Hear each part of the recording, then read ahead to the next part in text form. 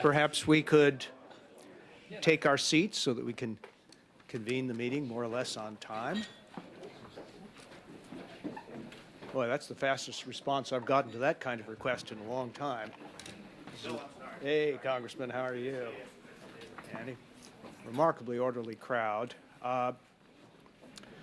I'm Bill Galston, senior fellow at the Brookings Institution, and the co-director, along with Bill Kristol, from whom you'll hear in just a minute, of the new center.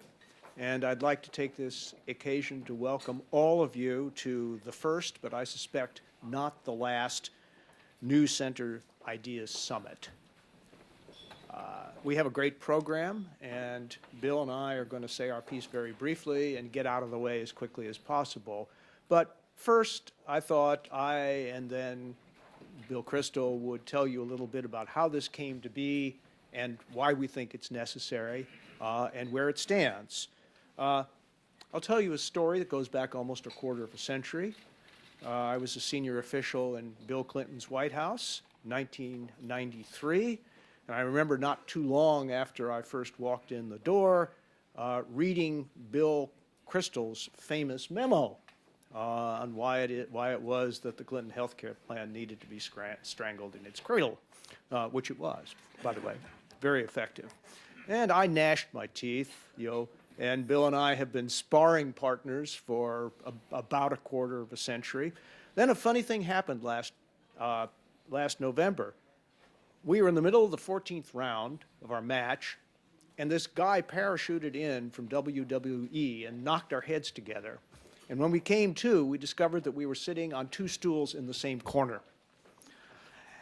And so the idea grew on us of exploring the possibility that despite our long sparring match, that we actually, in these new circumstances, agreed on more than we disagreed, and that what we agreed on was much more important than what we disagreed on.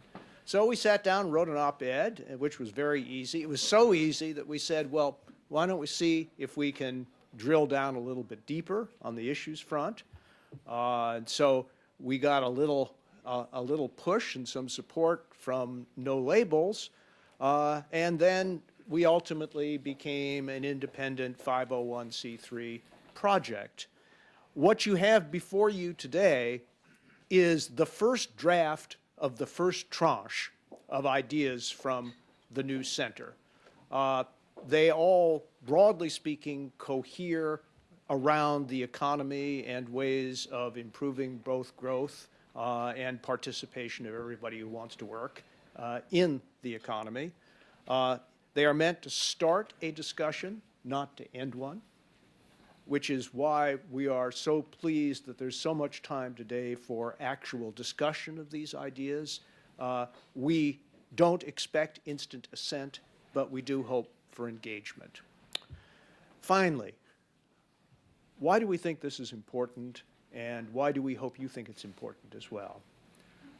Answer, I think it should be clear to everybody that the stale, polarized debate, which is now almost 30 years old, which was at one time productive of useful controversy and progress for the country, in which both political parties participated, has now become an obstacle to our future. And we think it is time to focus on the possibility that there is more latent agreement in the broad center of American politics and the American people, both in the United States and, as you'll hear in just a few minutes, in the UK and many other places besides. In France, of course, a courageous young leader has already acted on the proposition that there is, under the surface of old political competition, all sorts of new agreement bubbling. Could that be true in the United States? Could it be true in the UK? We'll spend this afternoon exploring that possibility, but now let me turn the podium over to my partner in crime, Bill Kristol.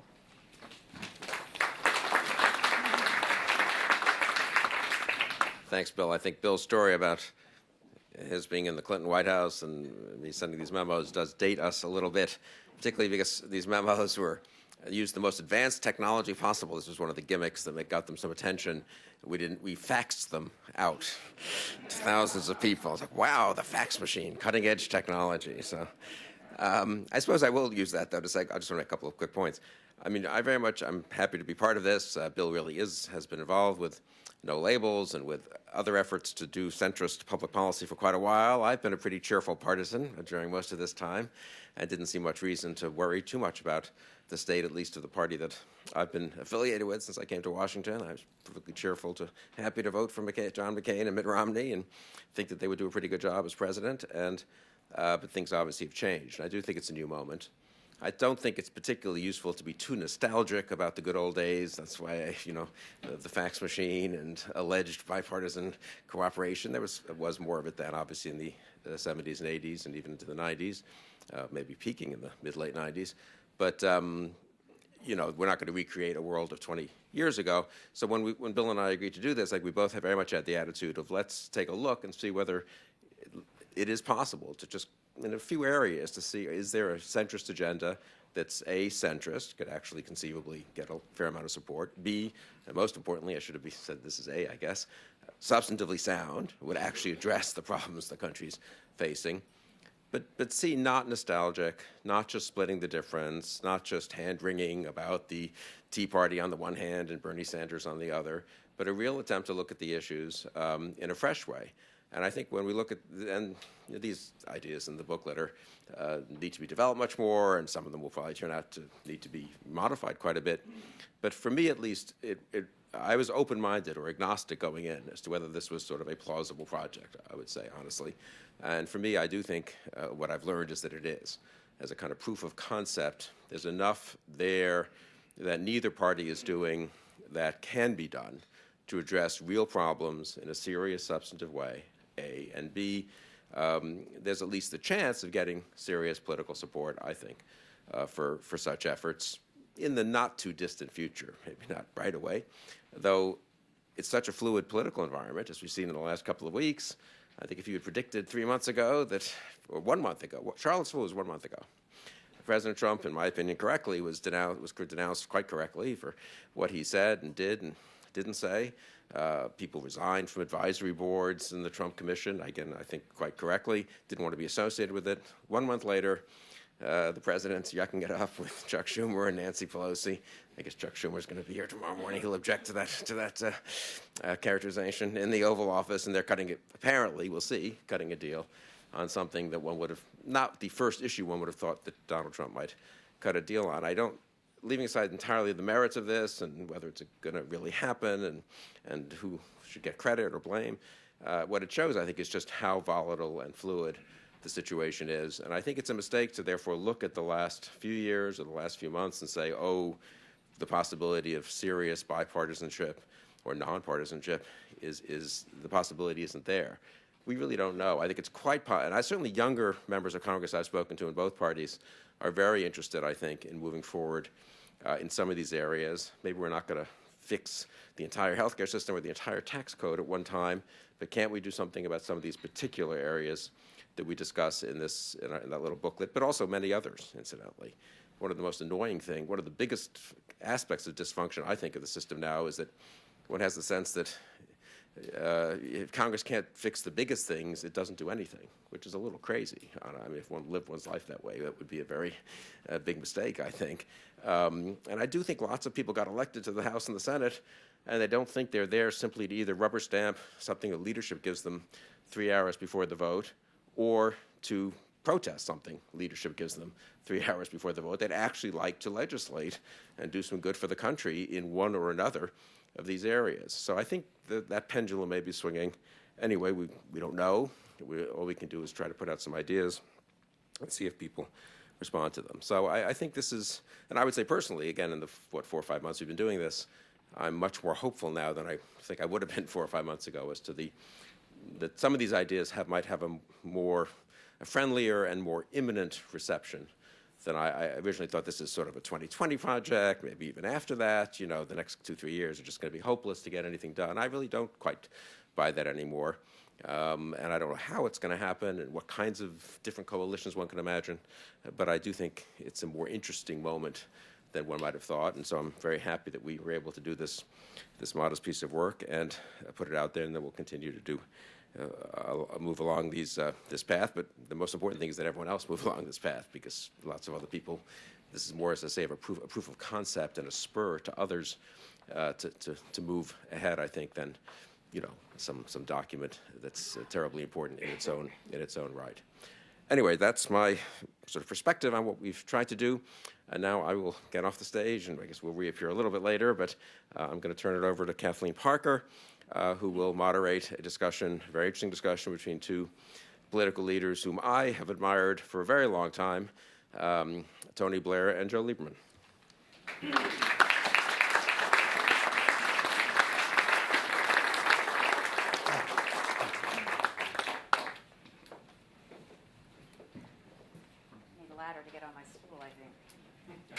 Oh, goodness. Yeah. Well, I brought a scarf, which I'll keep strategically placed. Well, I'm delighted to be here. I'm always happy to be surrounded by centrist-minded folks, otherwise known as sane people, my favorite kind. And I'm delighted to have these two gentlemen to chat with. So we've been talking backstage a little about this new center movement. And I'd like to direct this question to both of you. And just tell us a little bit about how you expect to create a new center. And both the UK and the United States share some of the same problems, the hyperpartisanship and this big gap between that we seem unable to bridge. But the new center would seem appropriately timed. But the question is, how do you get people to sign on? So we'll start with Mr. Blair, please. I think you have to start from the question, what is the political space that you're trying to occupy? And what I've noticed both sides of the Atlantic is that over the past years, the politics has become very polarized. There's really not a great sense of people coming together in search of what I would call solutions-oriented politics. And if you're looking at the UK right now, you'd have to say there are millions of what I've called politically homeless people. I mean, people who are anxious about the direction of the Labour Party, which has gone very far to the left. And if they don't support Brexit, then it's quite hard to support the Conservative Party. So you're in a situation where you have that space there in the middle. Now, I don't think it can be occupied unless we're very clear from our politics, what's happened and why it's happened. Because, I sort of grew up in politics pretty much thinking I understood it. And then when I won 3 elections and became Prime Minister for 10 years, I really did think I did understand it, or at least I understood it quite well. Over these last years, I've become a student of politics again, because I think you have to, I didn't predict some of the upheavals, and so you've got to analyze why is that happening. And I think it's partly objective reasons, post-financial crisis, post-9/11, uncertainty as to whether those in power have got the answers. And then I think it's partly subjective. I think the center ground got a bit mushy. It wasn't putting forward strong solutions. It seemed sometimes as if it was kind of splitting the difference, which is never what the center's been about for me. And then I think you've got, the revolutionary implications of social media, which I think is a revolutionary phenomenon all in itself. I mean, I really don't think you can analyze today's politics without understanding the importance of these great surges of emotion driven by social media, which are disorienting, but which also offer the opportunity for people to come in on the back of them and surf that wave. So I think, for all of those reasons, objective and subjective, politics has been undergoing this enormous process of change, but the space is still there. The question is still being asked, how do I get representation for politics that is going to offer solutions of change that actually work? And, it's our job to find the energy and the determination and the wisdom, the intelligence and the policy to be able to fill that space. But I'm quite sure it can be done. And by the way, if it's not done, I think we're in for a very difficult time indeed, because otherwise the politics gets more and more polarized until you get two groups of people who don't speak to each other, who actually somewhat detest each other, And, in our politics, that can be very dangerous because it can lead to a kind of winner-takes-all mentality where the purpose is just to win. And then once you've won, you then want to sweep away the other side. And on the other side, they just want to wait until they can pull you down and get themselves in power.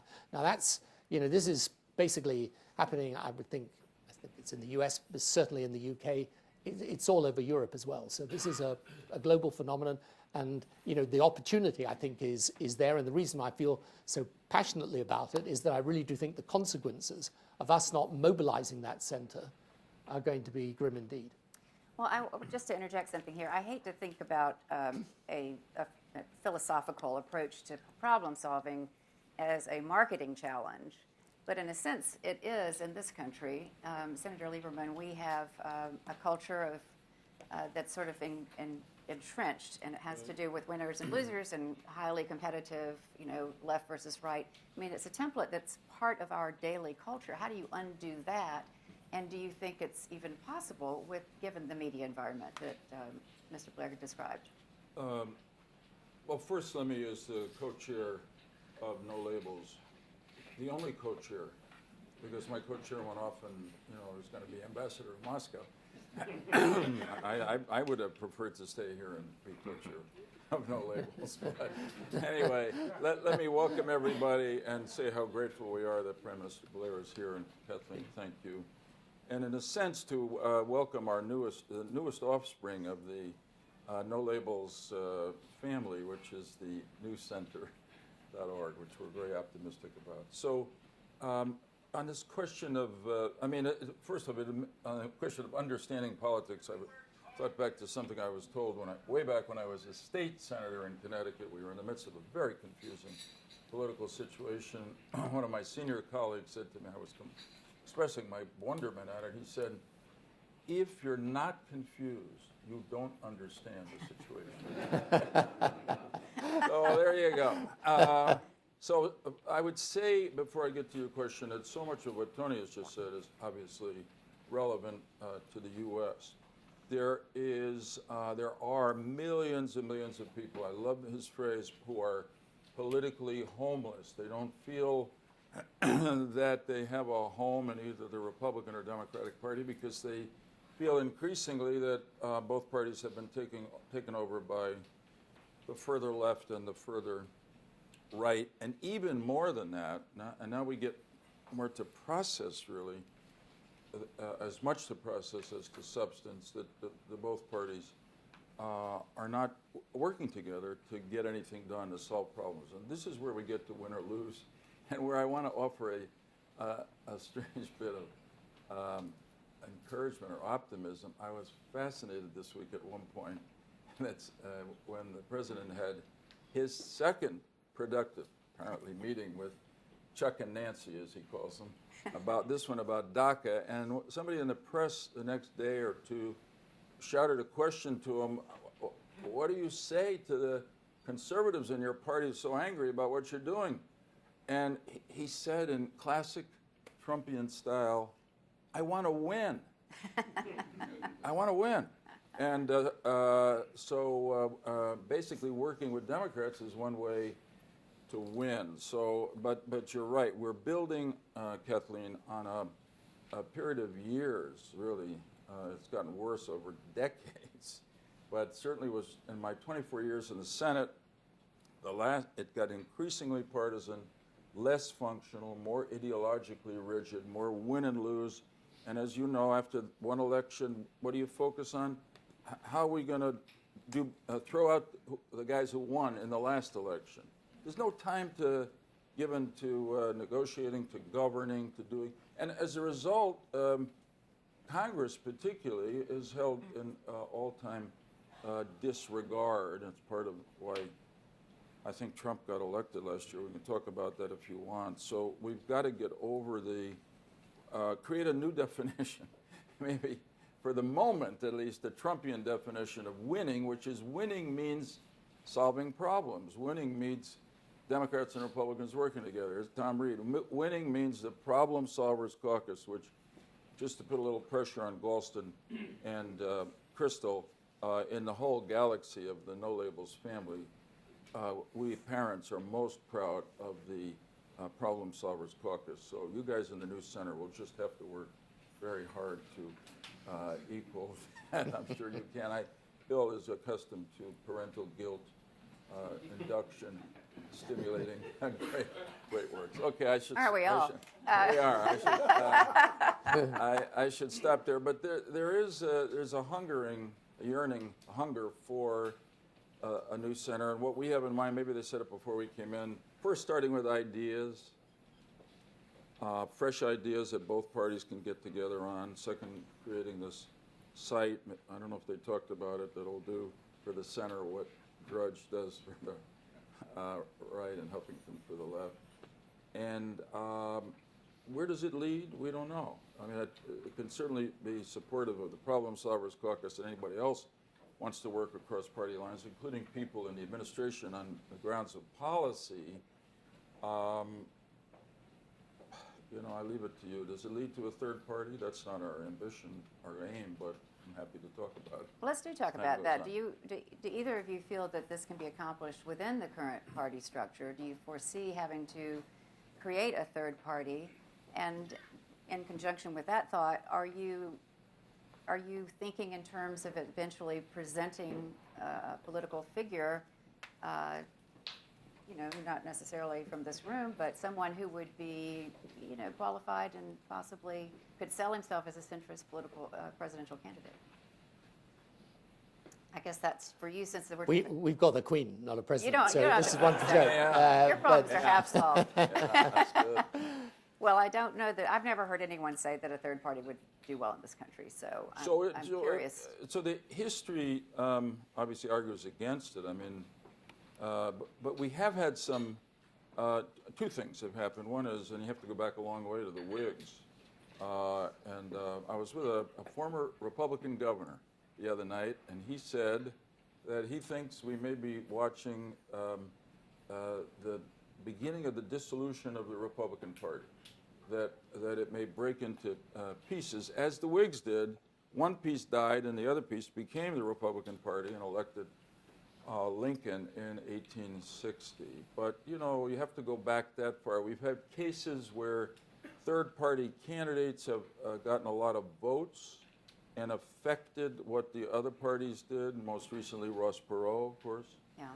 In some ways, fortunately, he didn't affect President Clinton's policy on trade, on NAFTA, but he did affect the administration and others on the balanced budget, and through his genius, President Clinton was able to do that with Newt Gingrich. So I would say that both parties in America are under stress now. I supported Secretary Clinton for a lot of reasons.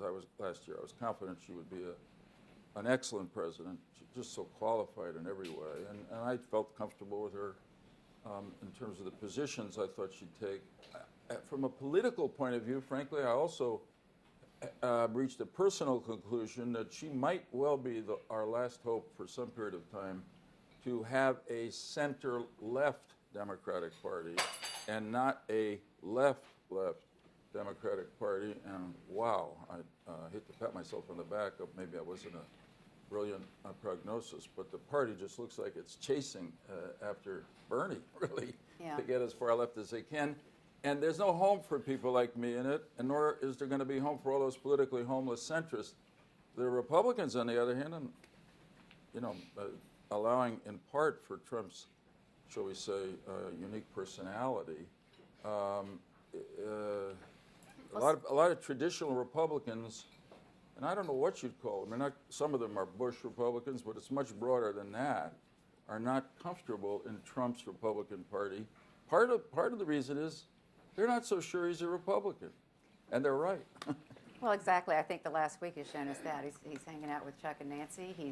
He's now saying he's not going to pull out of the Paris Accord. So he's actually becoming the Democrat he's always been, it seems to me. Yeah. And I wonder, though, if he's positioning himself, he says he wants to win, but maybe he's, in fact, creating a centrist sort of approach to solving problems. Maybe, are we willing to give him that? Well, he did run, I'll say this briefly, and then yield to Well, I want to hear Prime about the Minister. Labor Party. Okay, good. I mean, just say briefly that if you look at his programs that he ran on, he did run as something of an independent. I wouldn't call it a moderate. He was quite socially conservative, which nobody really thinks he is, personally. But then he did something that was really sin among the Republican Party that I worked with in Congress. He said throughout the campaign he would not touch Social Security and Medicare. But I think he had a political insight there in terms of wanting to win, that was a precondition for him to get the support of alienated Democrats, that they were angry at here's the irony, angry at the government, but dependent on those government programs for their security later in life. So in a whole mix of ways, he ended up being totally unconventional. Also, of course, essentially sounded like an isolationist, which is not where the Republican Party has been. So since he's been in office, it's not quite clear which of those positions he holds dear and what he'll stick to. And so it's a puzzle where he'll be if he wants to run again in 2020. Yeah. Well, that's the question. So, Mr. Blair, do you see parallels to the Labour Party? Yeah. Yeah. It's absolutely the same situation, I would say. I mean, obviously my hope is that the British Labour Party comes back to the centre of its own accord.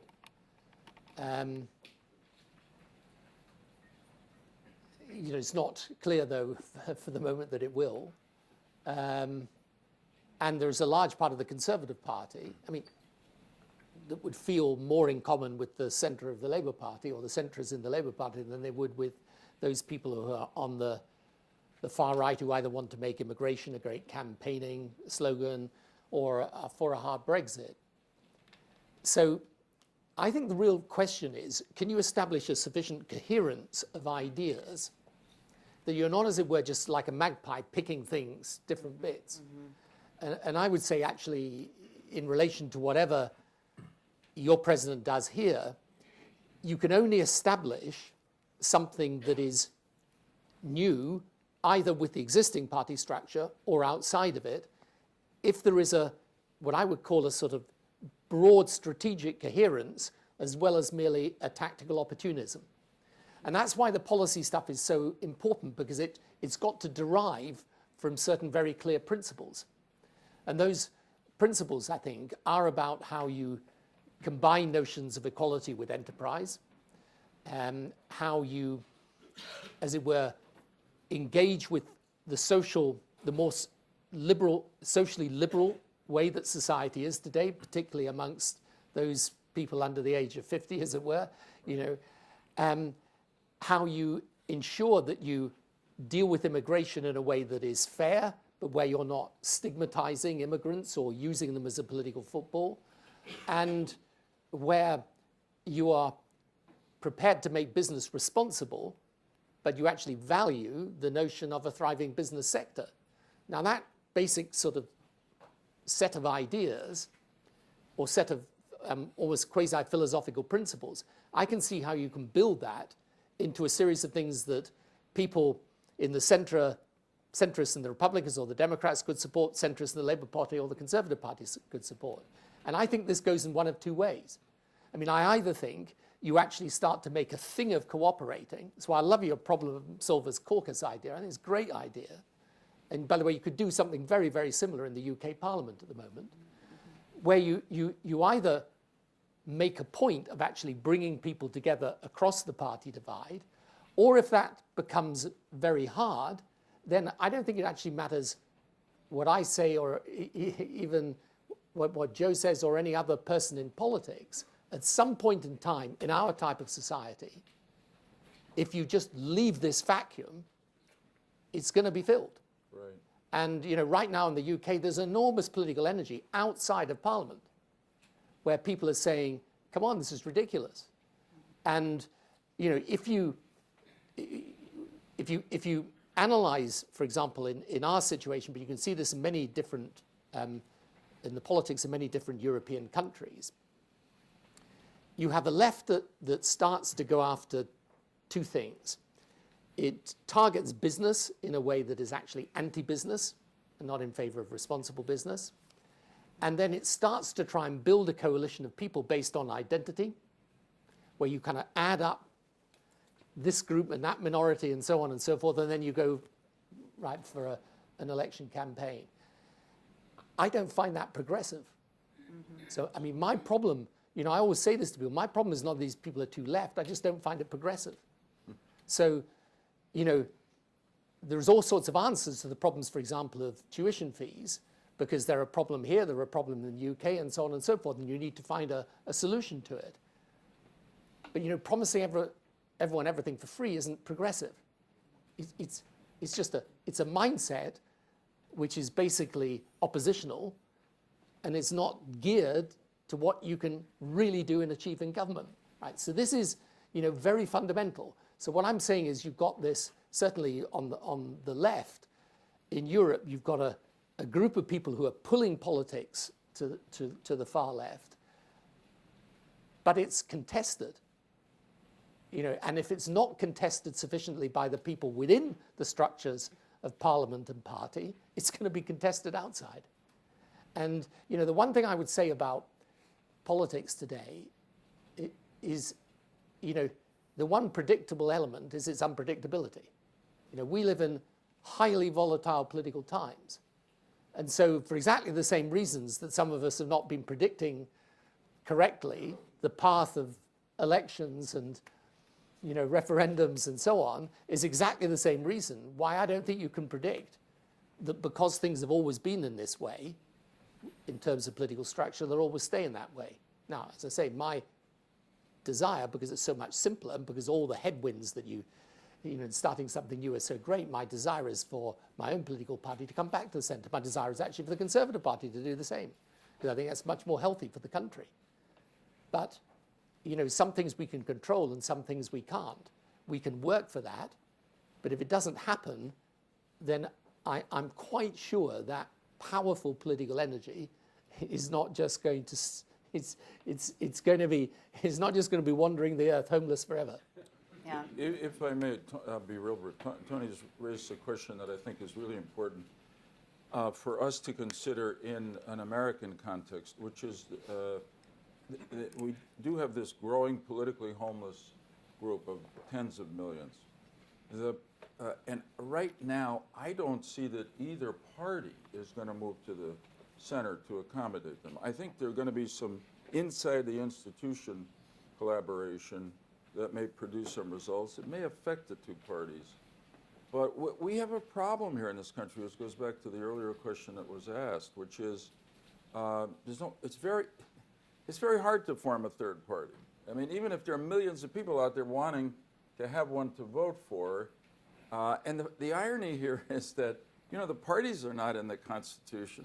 There's no law that says we have to have two major parties, but over time, the two parties have insinuated themselves in the system, sometime in state election laws. Not easy to get on the ballot to run as a third-party candidate for president in every state.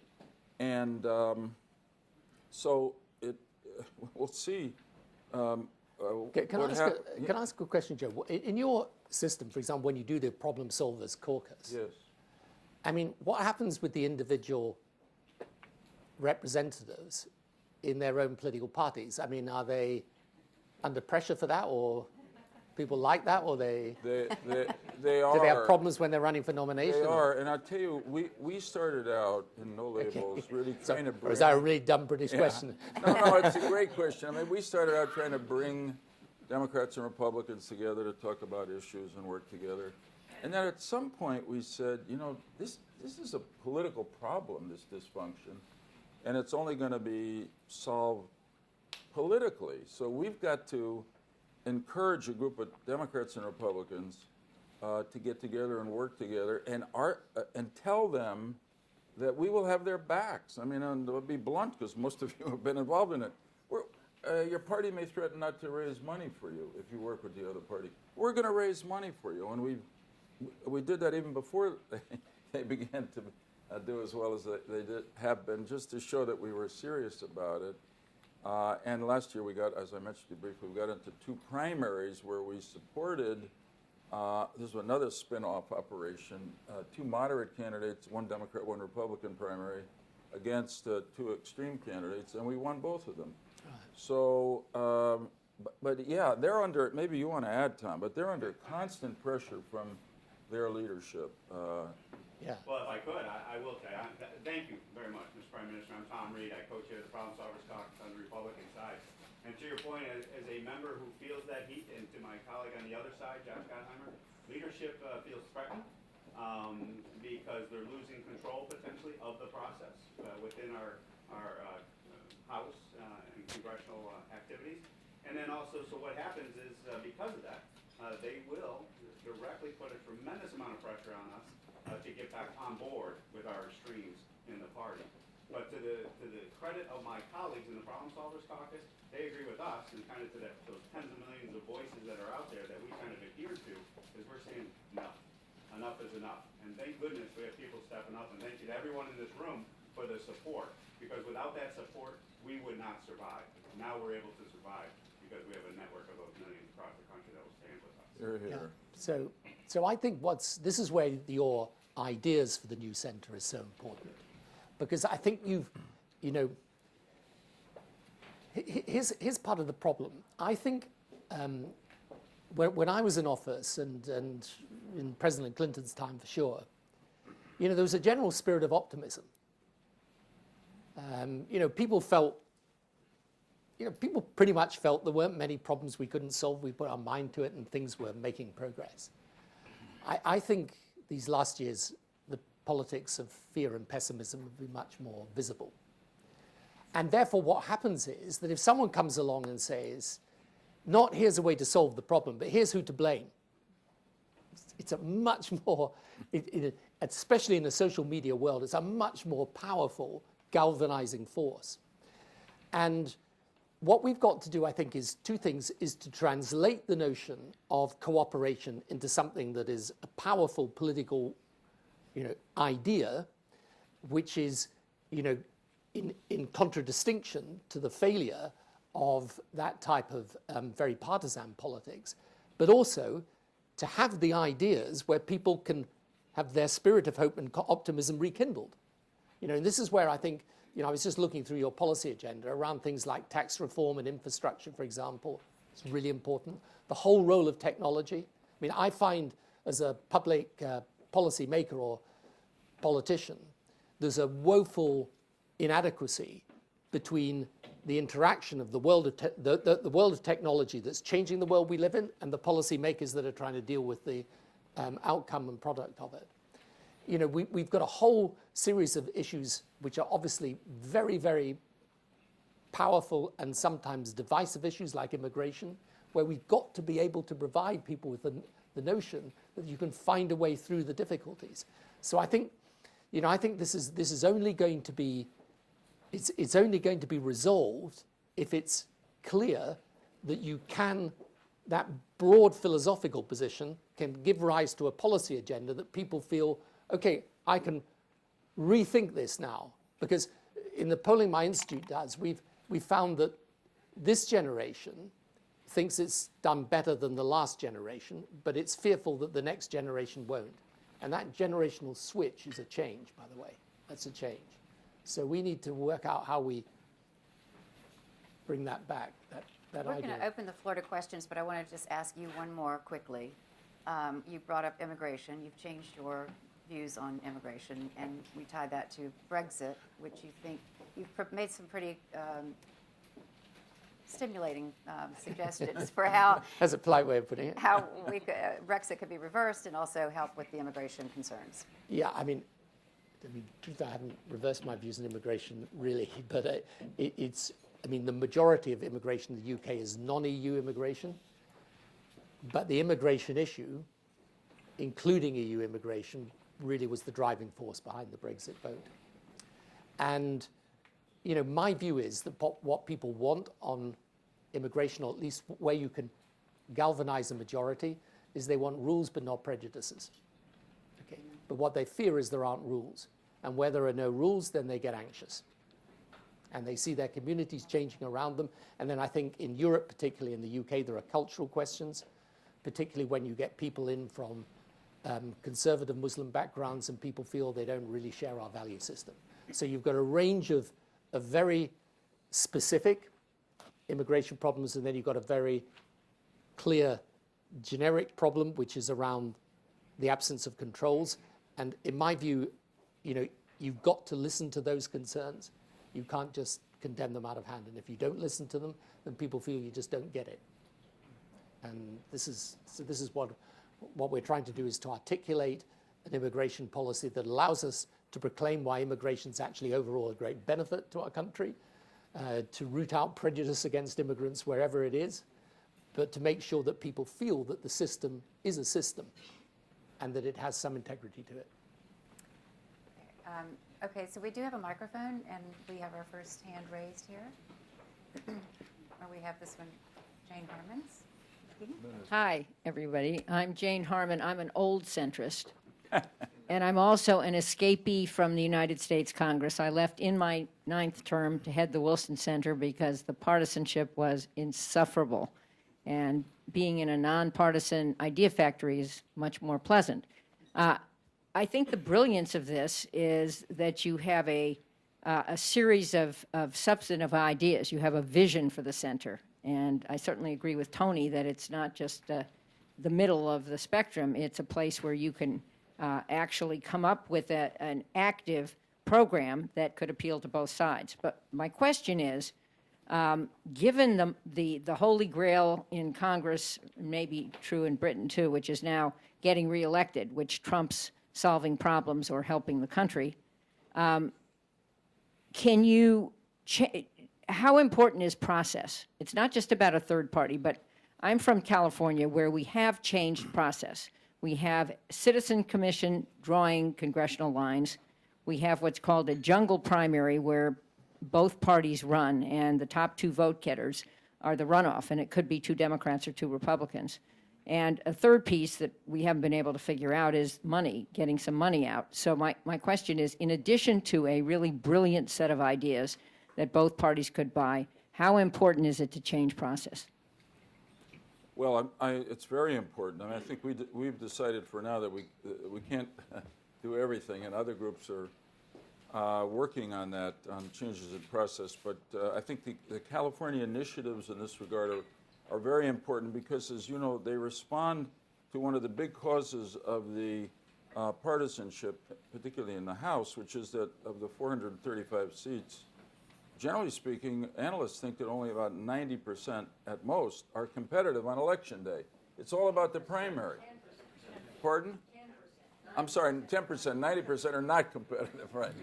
And so it's all, we're trying to break that structure. And I think that and it happens, incidentally, also in states that are mostly blue or mostly red, and when it comes to the Senate. So process is important. Look, if the 2 parties don't deliver, there are going to be those millions of people looking for an alternative, and they may actually press for changes in the process to allow a third party to come along, or whatever the latest iteration of Michael Bloomberg will appear and run as a third party candidate. He tells me he's not going to do it. But, there's a certain, I think there'll be an appeal to that. There's somebody else out there. Yes. Thank you, Joe. I'm Daniel Arbus, been involved with No Labels pretty much since the beginning, as you know. Nice to see you again, Mr. Prime Minister. I wanted to offer 2 observations very quickly by way of questions. Prime Minister referred to the role of technology, especially social media, on politics and how social media has disrupted politics. What I wanted to offer you is the thought that it's the role of technology on people's lives that is the most important. If you think about how Donald Trump was elected, it was by speaking directly to voters and telling them that he heard their existential and economic insecurities, both of which have their roots in politics.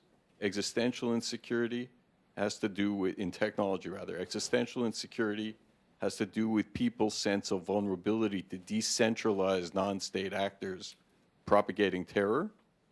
And economic insecurity has to do with the role of technology displacing capital and labor in traditional industries. So labor participation, which is what's spoken about prominently in the new center's materials here. I just wanted to offer that thought as a broadening of the framework outside the process of politics to what's shaping the political environment in people's lives.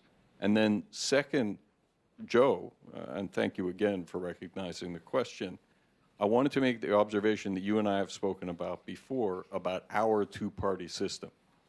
If one looks back in history at the consensus of the center that has moved the country forward in the post-war political era, it's got three elements. It's liberal, increasingly liberal social policies, conservative but still compassionate market economic policies, and principled foreign policies that reflect the values of liberty and other values of the United States. If you look at the horizon today, I think you would both agree that the Democratic Party reflects the majority consensus on social policies.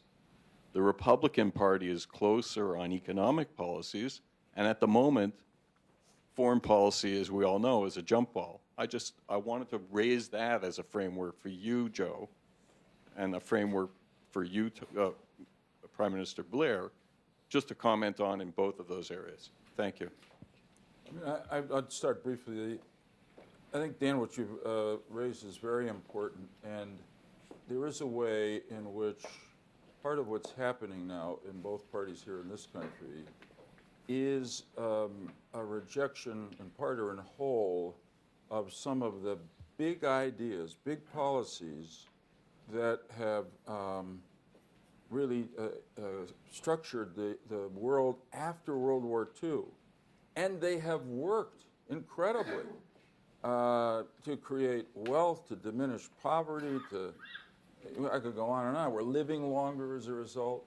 So I'd say in part it's belief in liberal democracy, internationalism in a political sense, and market economics and free or fair trade. Now, I think we're at a point where, because, incidentally, going to your first question, I think the real reason, I think there are two reasons for people's anxiety and anger. One, incidentally, is the government itself. I think part of the pessimism that people have is that the people in the government are screaming at each other all the time and nothing's getting done.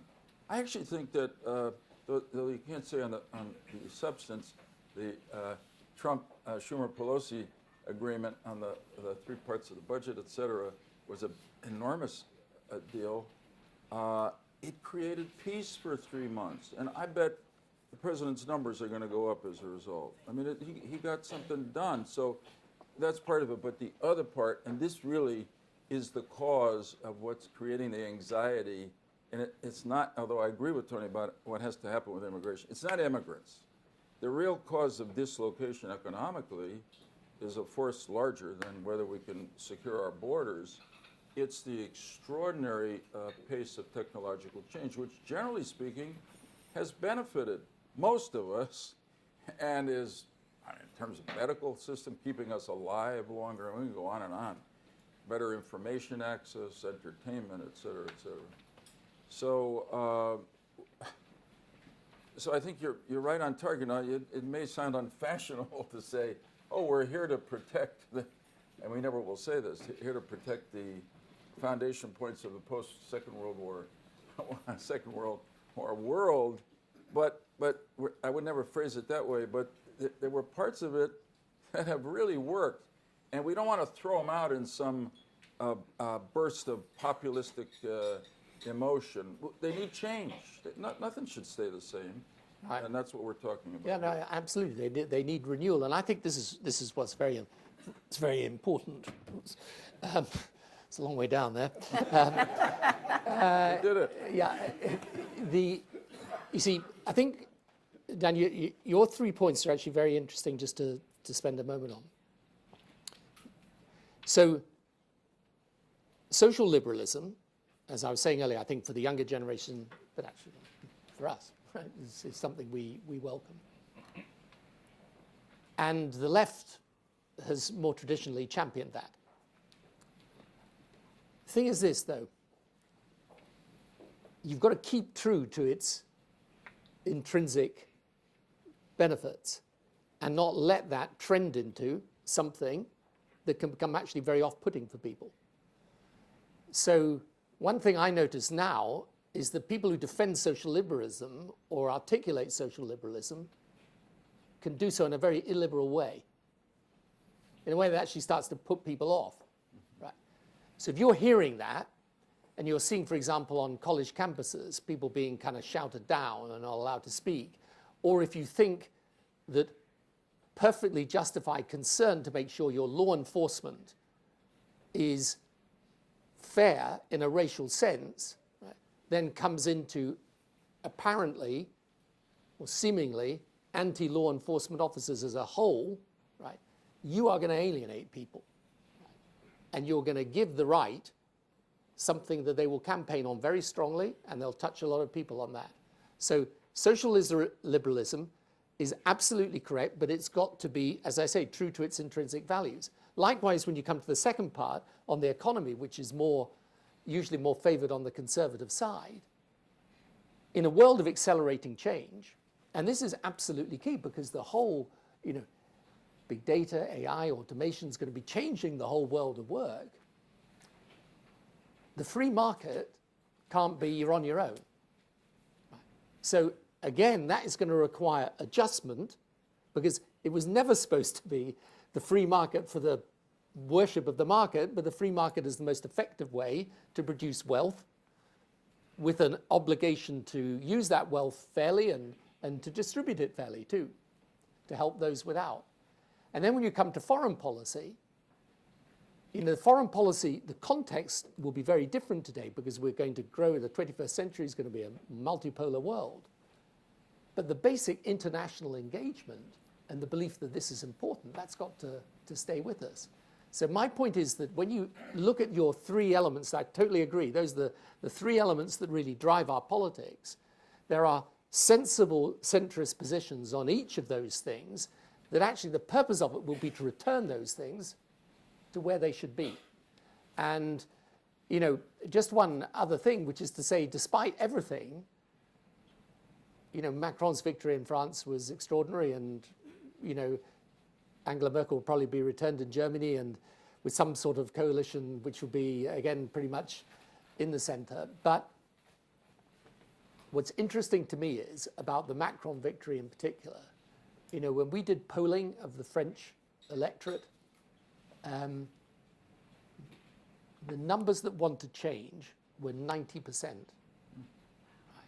So the thing, he is a centrist candidate, but he came specifically to effect change. So this is the other thing I say. So I think we can put your 3 things in the right philosophical context, but then I think the policies that come out of it have got to answer the case for change. And it's when people don't think the system is responding to their need for change that they'll follow the Pied Pipers, left or right, who will dance them off into the wilderness. Right. That's exactly what this is. It is. I've known you since we first met when you were a backbencher over nuclear arms policy issues, and you just nailed it. You just described it. We I have was 5 always good minutes. at promotion. Oh, more We have 5 minutes and 3 hands. Are you next? You have a I have a microphone. microphone at least. So you must be next. Yeah, Dennis Blair, no relation that I'm aware of, Prime Minister. but- Admiral of the U.S. Navy, former Director of National Intelligence. I could go on. But on this interaction between national security policy and the center, at least in this country, I always had the feeling that our bipartisan national security policy under great threat from the Soviet Union helped hold that center together and also gave us the excuse for doing some things that were pretty hard that we needed to do nationally. Really working on the education system after Sputnik and many other things that were we thought we ought to do to keep up to compete. I wonder, Joe, do you think the loss of that is given a certain incoherence to the center in a way that it used to hold us together? And I know that Britain had a different experience. In fact, your personal experience in foreign affairs being extremely divisive when you did what you thought was right. And did that affect your ability to get things done domestically? And in all of these projects, there's not a word about sensible national security policy or bipartisan or what the beliefs are. It's all fixing the economy, fixing social problems, and so on. Are we missing a dimension there, or do you think we can do it and let the foreign policy, national security policy be worked out as sort of a separate sphere of operation?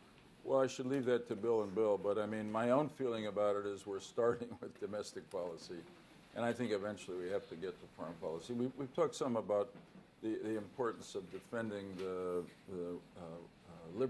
ideal of liberal democracy in the world, and it needs defense, and it still is the most captivating for most of the people in the world, notwithstanding some of the rise of demagogues. But to go back to your question, Admiral, you're right that one of the disconcerting things I watched happen in Congress over the 24 years I was there was that major foreign policy questions seemed to be decided more along party lines. And that wasn't the case when I arrived. And it shouldn't be the case at all. And what's interesting, and again, it speaks to, I suppose, the leadership role of people in office, even if they're leading people in the wrong direction, is that that seems to be reflected in public opinion polling now on issues that don't seem to be foreign policy issues, don't seem to be partisan, but you get most of the Republicans on one side, Democrats on the other. There are exceptions, clearly. I mean, in the post 9/11 period, there was great bipartisan cooperation to develop some of the governmental responses to 9/11. I mean, it is fascinating. I just end here, which is to watch Trump, who was, I'm speaking simplistically, ran on America First, was an isolationist. That's appropriate, because we're saying, yeah, isolationist policy and et cetera. And yet, here he is in office. He's the president. He's commander-in-chief. And reality has conflicted with that political approach. So he ends up being the one, I don't want to overstate the importance of this, who responds to Assad's use of chemical weapons in Syria. And he's all over the Middle East peace process, which Tony has been such a hero in, and also very actively involved now in the whole question of policy with Russia. Also, I think he's come to understand that the focus he's had on a kind of economic nationalism, which itself is, I think, risky for the country if it goes too far, inevitably intersects with our international relations, for instance, with China or Russia, or et cetera. So he's turning a bit, but the two parties are still at each other's necks too often on these problems. The old, what was his name, Vandenberg, the post-war president who was a conservative Republican who joined with President Truman in supporting the creation of our post-war foreign policy. He said that, I'm paraphrasing, partisanship should end at the nation's borders, at the water's edge. And we've lost that, I'm afraid. I mean, I think. No, go ahead. I was just going to, I think they want us to wrap up, but I wanted to ask whether there's time for these two who've been waiting patiently for. Sure. Raise your hands again, please. There you go. Tom McInerney, I'm CEO of a Fortune 500 company. I want to bring a business perspective. When I started work in the late 70s with college education, with the difference between a college education and a high school education, because manufacturing, compensation-wise, was not very different. And it seems to me that, and I've had the privilege over my career to run businesses in Europe and the UK and the US, and as well as in Asia, but that a challenge in both the UK and the US is that our education system is not producing, whether it's college or apprentices or whatever, but the majority of the middle class with the skill sets that will allow them to earn enough to have quality of life. And it seems to me that when technology and the political and the center ultimately, and I know, Prime Minister, you spent time on this, and I know, Senator, you as well, I do think the focus of solving these problems, a lot of it is to prepare citizens in whatever way that is, so that they because they can no longer, like they could in the 50s, 60s, or 70s, have a high school or an equivalent in the UK and be very successful. But today, that's probably no longer the case, and it isn't a big part of the focus. To take the fear away is to give citizens in both countries and around the world the skills so that they can be competitive on their own. Want to go to, maybe we'll go to Carrie and then. Yeah. Thank you very much. I'd just like to draw the conversation back a little bit, if I could, to that question about foreign policy and what the Prime Minister and the Senator would imagine as the basic tenets of a moderate foreign policy, if such a thing existed. And you might want to think about it in terms of what Senator Lieberman was also saying, like, what kind of foreign policy do you believe we all as Americans could get behind that the partisanship could end at the shores at this point in time? We always felt that de Tocqueville understood America a lot better than we did. So I'm going to yield to you based on that premise. Hello, Joe is much more expert than me, really, but it's. Here's what I think about this. I think the Admiral's absolutely right that there's a lot. It's a lot harder to make the foreign policy aspect of this really come alive for people in today's world. But I think it is really important, really, really important, because it's a large part of who we are and the values we believe in. And I think you could construct a foreign policy today that is internationalist, that is measured, that takes an enlightened view of self-interest, and that builds alliances in support of our values in a way that gives hope to our own people and to the outside world. I mean, let me give you an example of what I mean by that, because I've just come from Ukraine yesterday. You know, there is a country that basically wants to choose a European destiny. Okay. And, you know, some people, because of the way foreign policy is conducted right now, which I think is quite sort of self-interested and almost value-free, people say, well, look, you know, aren't they in the Russian sphere of interest? You know, why are we bothering with this? And so on and so forth. And yet, at the heart of this issue around Ukraine is something really fundamental to us. Because I've had this conversation with many people on the more Russian side of the argument. And I say to them, look, if Ukraine decides it wants to go in the Russian direction, that's their choice. But if they decide they want a European destiny, then it's their right to claim that destiny and our duty to help them. And this is an important part of who we are. And you know, you go there and you see these people who are still with this frozen conflict in the east of the country. You realize, for example, what would be happening in Eastern Europe if those countries hadn't come into NATO in the European Union. And this is important for us.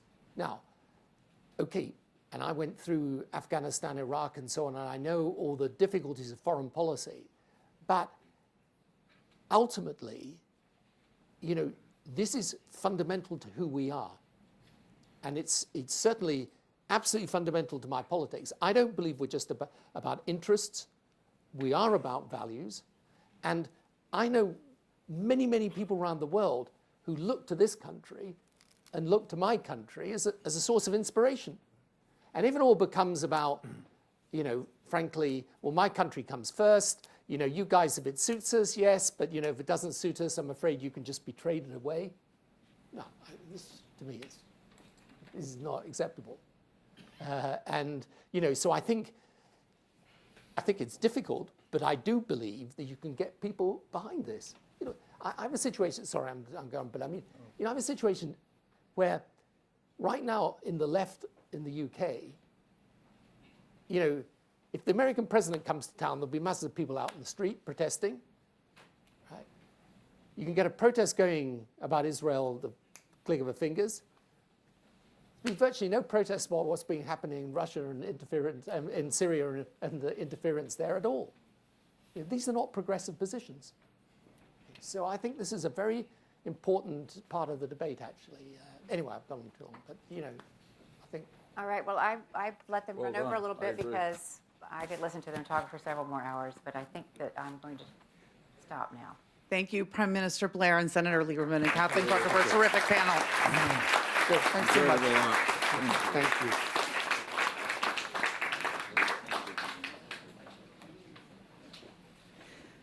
you. Next up, we're going to hear some fascinating and instructive data on the current state of America from Mark Penn, founder and president of the Stagwell Group and former chief strategist to President Bill Clinton.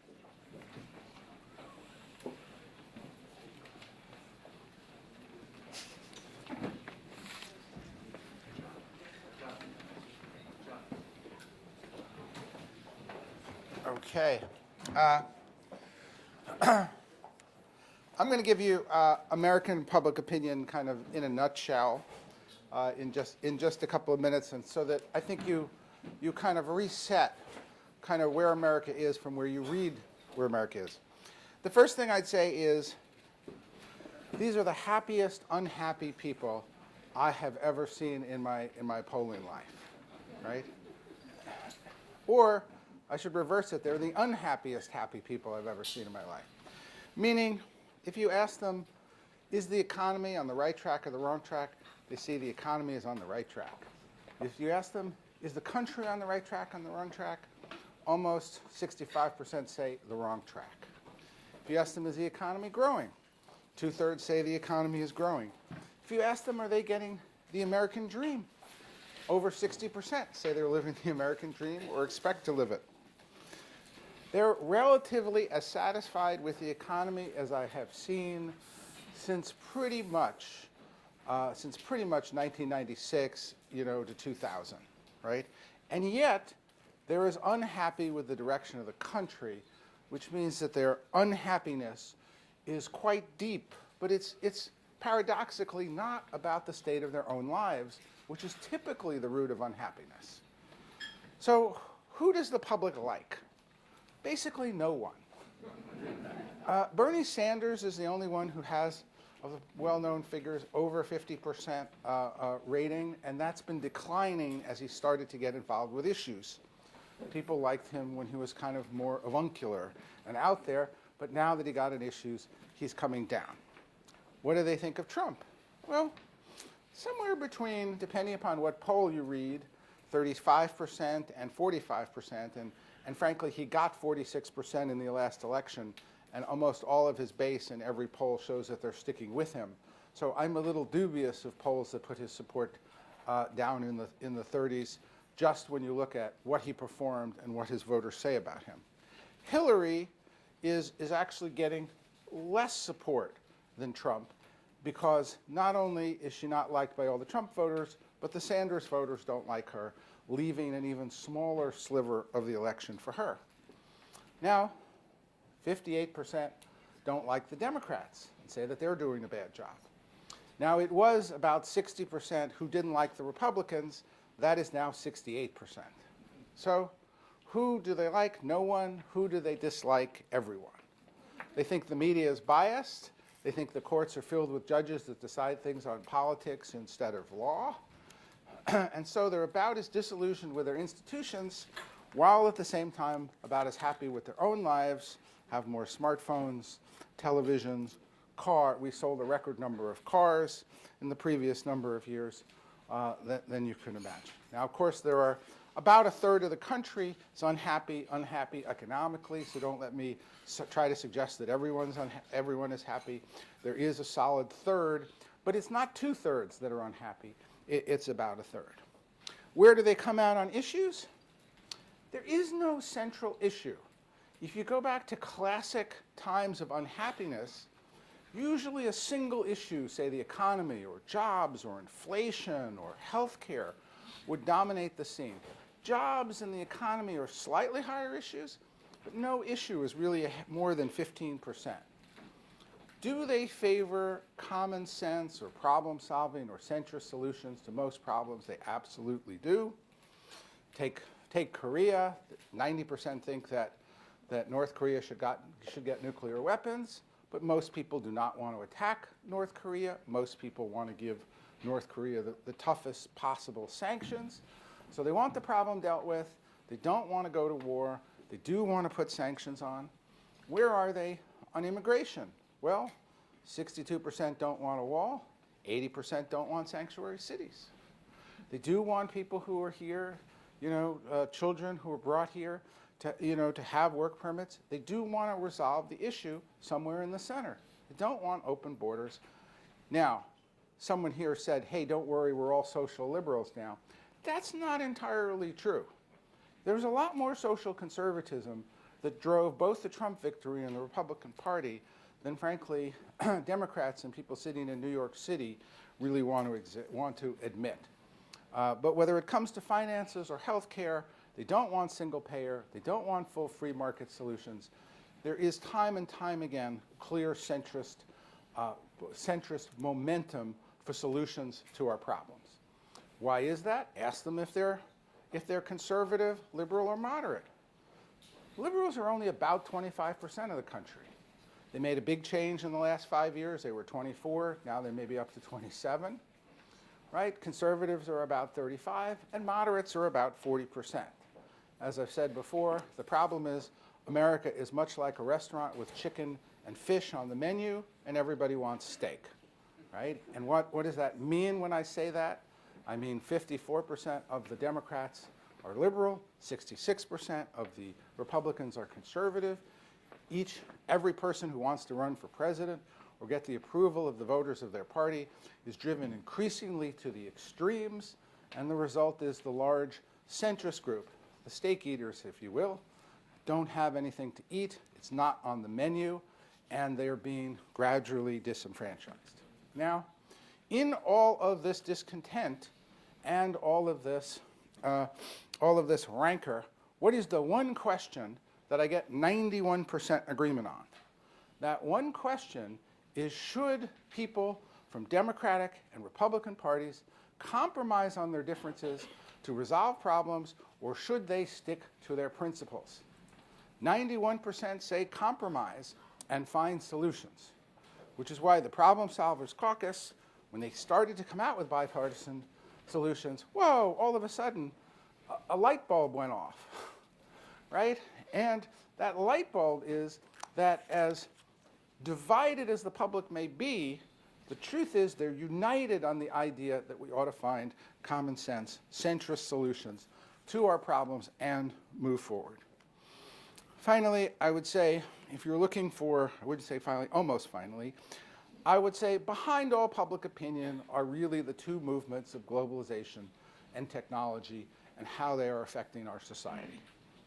Globalization is creating the issues of trade, immigration, taxes, competitive behavior, a competitive advantage, productivity. All of those issues are a result of the trend, the massive trend of globalization. And technology, with AI, with big data, with automation, with the lack of privacy, with the economic concentration that we're seeing among the tech companies, those two forces are what is creating such tremendous upheaval and uncertainty among people's futures. It drives a lot of the cultural issues as they relate to immigration. It drives a lot of the workplace fear as it relates to, will I have a job? Will I have a job once automation really takes root? And so unless you understand that those are the roots, you can never really, I think, address the unease, dissatisfaction, and concern that you see in the public, because it is more about the future than it is about their present lives. Finally, in this overview, I would say one area that I would just highlight in terms of public opinion is the idea of free speech. Free speech is, I think, in some ways under assault, and yet when I poll on it, I get some very interesting findings. If I ask people, are you comfortable giving your political views at home? 40% are not comfortable expressing their political views at home. Mostly, there is a huge gender gap, so women and men actually have tremendous political differences in this country, and probably it's the most difficult single conversation around the dinner table at the moment. Now, but when I say at the workplace, are you comfortable expressing your political views at the workplace? 60% say that they are uncomfortable expressing their political views at the workplace. So in a country founded on free speech, almost half the country is uncomfortable expressing their own views, and with good reason, because if you express views that are outside the mainstream at the workplace, typically today you get fired. And so one of the things I pointed out in an article and we polled on is 70% would extend First Amendment protections to the workplace. That one of the interesting things is that at the time the First Amendment was written, people were concerned about government shutting down speech.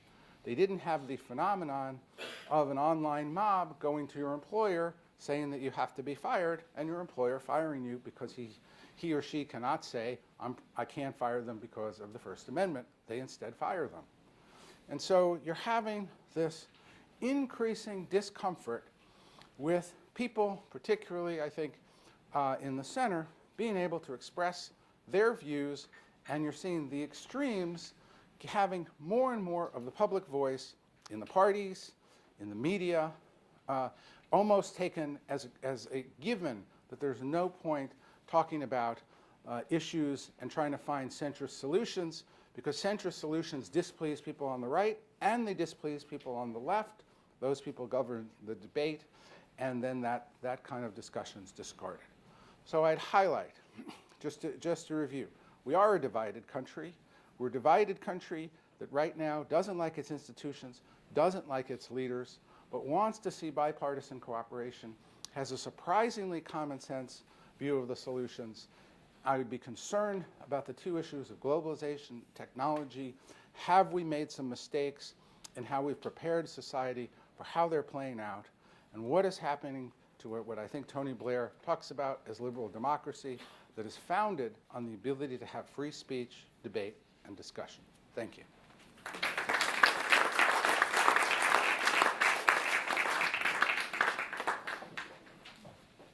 Thank you, Mark.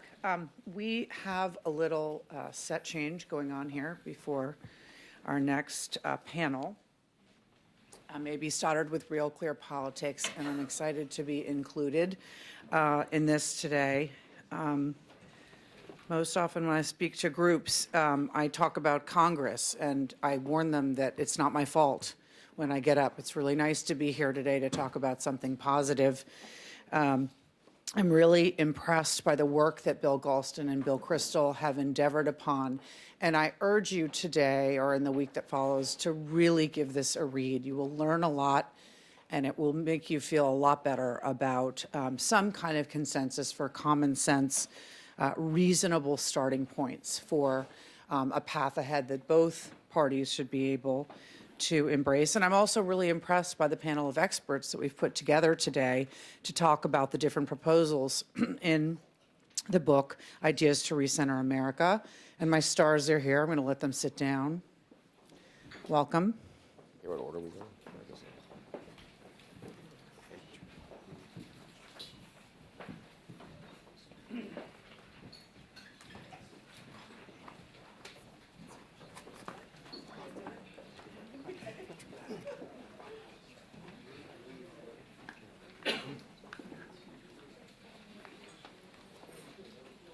So I'm going to start with Ryan. Oh, well, that'd be nice. Just in case I'm going to start with Ryan Clancy. Ryan, Ryan formerly served in the Obama administration as a speechwriter at the Commerce Department and for Vice President Biden, and today works closely with companies, campaigns, and leaders on communication strategy. He's worked for several years as a senior advisor and strategist for No Labels, and he worked closely with Bill Galston and Bill Kristol on this project, the New Center team, researching and writing ideas to recenter America. Ryan, in this book, a grand bargain of sorts is proposed, pairing a deal on tax reform and infrastructure. Tell us how and why these two big projects should be combined. Sure. So, as we sort of mentioned earlier, when you look at all the ideas in this booklet, they all have to do, in large part, with either growing the economy, growing the pie, or having a more equitable share of it.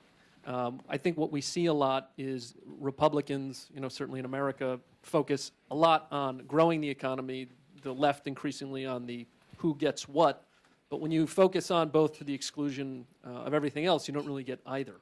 And so what we look at with tax and infrastructure is this is very much focused on the growth aspect. As a lot of you know, the post-World War II growth rate for the U.S. has been about 3% usually. Until the last decade, it's been about 2%. Until you fix that, really nothing's possible. The world in which we're growing at 3% is a world in which we can manage our challenges. A world when it's 2%, we really can't. And tax reform and infrastructure is really the perfect natural bargain to stimulate investment in this country. Everybody knows the tax system is a disaster. Everybody knows our infrastructure is falling apart. Anybody that came up here on the Acela can certainly attest to that. And so what we look at here is this is the perfect political bargain for the right and the left. It has a political logic. It's something the right wants, tax reform. Democrats really want infrastructure. But there's some real policy logic behind it as well. If you do tax reform right, you get a bunch of money that's stowed abroad that can come back here and be reinvested in infrastructure. So in terms of the outlines of the actual ideas, which you'll find in the booklet, a lot of the ideas we put forth for tax reform, they're really principles. They're things people will have seen before. But the basic concept is the way they did it in 1986 is the way they should do it today. A large grand bargain, you bring down the rates, get out a lot of the deductions and loopholes, 15,000 of which Congress has added since 1986. And then on infrastructure, it's both a financing and a regulatory challenge. So we have to get a lot more creative about how we fund this. But there's also how we get it built. We have all these, ridiculous environmental regulations. You can't build a highway because it's going to knock down a coconut tree or something. And it takes us 8 years to build a project that in Germany they could do 2. So that's the basic idea. And by the way, though we think this is an original idea and it would be the perfect bargain, it is, Congressman Reed, it's basically the position of the Problem Solvers Caucus to pair tax reform and infrastructure together. Paul Ryan and Chuck Schumer were circling around a deal like this a couple of years ago, and we think it'd be time to resuscitate it. Ryan, another thing that the book focuses on very closely is intellectual property as the crown jewel of our economy. It's obviously under great threat. How can we diminish the forces undermining our competitive advantage? So this was another part of when we look at what do we need to spur economic growth. Tax reform's a part of it, investment's a part of it, but of course innovation is a huge part of that. And it really is the crown jewel of our economy. One of the things we explore in the book is that everybody seems to agree it is so important, and yet as important as it is, we don't do nearly a good enough job protecting and promoting it. So abroad, and Admiral Blair, who's here, he's done a lot of work on this. Our IP is stolen all the time by the Chinese. The former head of the NSA called it the greatest transfer of wealth in human history. And then in other cases, companies just transfer it. The Chinese say you can sell into our market, but at the cost of you have to give your trade secrets to a Chinese partner. And then at home, we're not investing in basic research at anywhere near the share we have. And when you look at where a lot of the innovations we're talking about today, the internet, GPS, memory foam mattresses, go on down the line, it started in government-funded research labs. So these ideas all together, tax reform, infrastructure, and this innovation idea, all of those sort of speak to things that we think could grow the economy. The bills will be talking a little bit more about once you get the growth in place, how do you make it more equitable? Okay, the bills. Thank you for your great work. The bills are the co-chairs of the new center project. Bill Galston is co-founder of No Labels and a former domestic policy advisor for President Clinton, currently a senior fellow at the Brookings Institution and weekly columnist for the Wall Street Journal.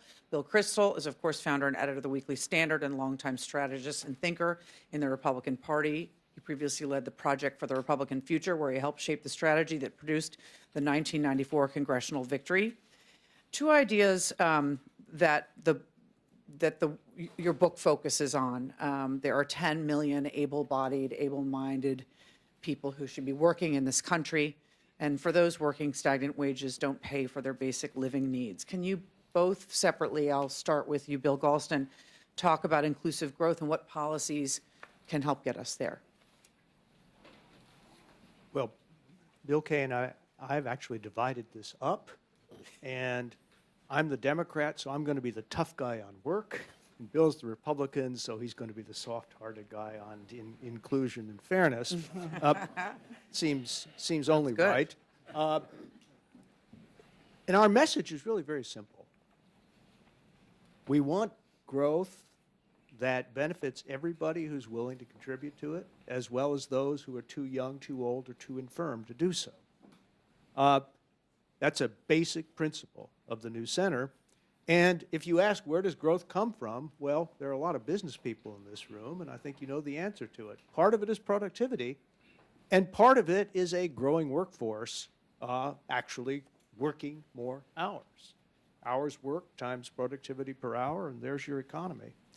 So that raises the question, how is the United States doing when it comes to actually putting able-bodied people to work? This is known technically as the labor force participation rate. And the answer in one word is terribly. Just a couple of weeks ago, the World Economic Forum's Global Human Capital report came out, and I eagerly turned to the U.S. page, only to find out when it comes to labor force participation rate, we are now ranked 82nd in the world. Not very good. Then I said to myself, well, maybe that's not fair. What about how are we doing relative to the other advanced industrialized nations? So I went to the recent report of the OECD, 35 countries. We are 30th out of 35th in labor force participation among these advanced countries. I think that ought to be enough to persuade you that there's a problem. And to make matters worse, we're going backwards while other countries are going forwards. We have some of those statistics in the book. Suffice it to say that here's just one example of going backwards. 2 decades ago, we were among the world's leaders in female labor force participation, women in the workforce. We've slipped from 6th to 17th during this period, and such notorious havens of feminism as Japan now have a higher share of women in their paid workforce than we do in the United States. There's a very complicated diagnosis that we go through. Yeah, there's a skills problem. Yes, there's a physical location problem, and those issues can be addressed through public policy. There's also, for men, a reservation wage problem. If you've been working for $25 an hour and then suddenly the best offer you get is $11 at Walmart, a lot of people, a lot of guys are understandably reluctant to take that bargain. It's almost an insult to their dignity. That's part of the problem, but we also have problems with incarceration. 17 million former felons, almost all of them men, who are now outside the prison system. We have problems with drugs. We've all heard about the opioid epidemic, problems with obesity, and problems with poorly conceived public programs such as the SSDI program, the disability program, which is structured so that it locks people into a permanent position of dependence once they enter the program. And for women, you have similar problems, but with one twist, namely women still labor under a special burden of balancing work in the home and work in the paid workforce. And if you compare our policies in that area to those of the rest of the advanced industrialized world, and even countries who aren't so advanced, we are way behind, and we're doing very little to close the gap. So suffice it to say that corresponding to that diagnosis of the problem of inadequate participation in the labor force, we have a series of remedies on both the programmatic side, but I'll conclude on the following note. There's also a moral issue here. We believe that it's time to re-norm work. That is to say, to reestablish the principle that if you can work, you should.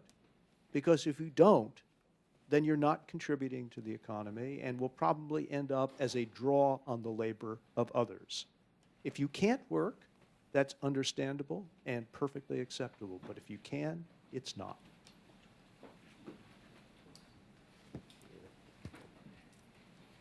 I hate the idea of being the soft-hearted, nice guy, and I've managed to avoid that for 30 years in Washington. And You're kind of this is what evolving it's now, though, this is Bill. what it's Good come at to. You know, it's sad. You know, someone say some British politician said every political career ends in failure, and I feel like mine is now. You know, no, I'm honored, of course, to be part of the new center. Don't get me wrong.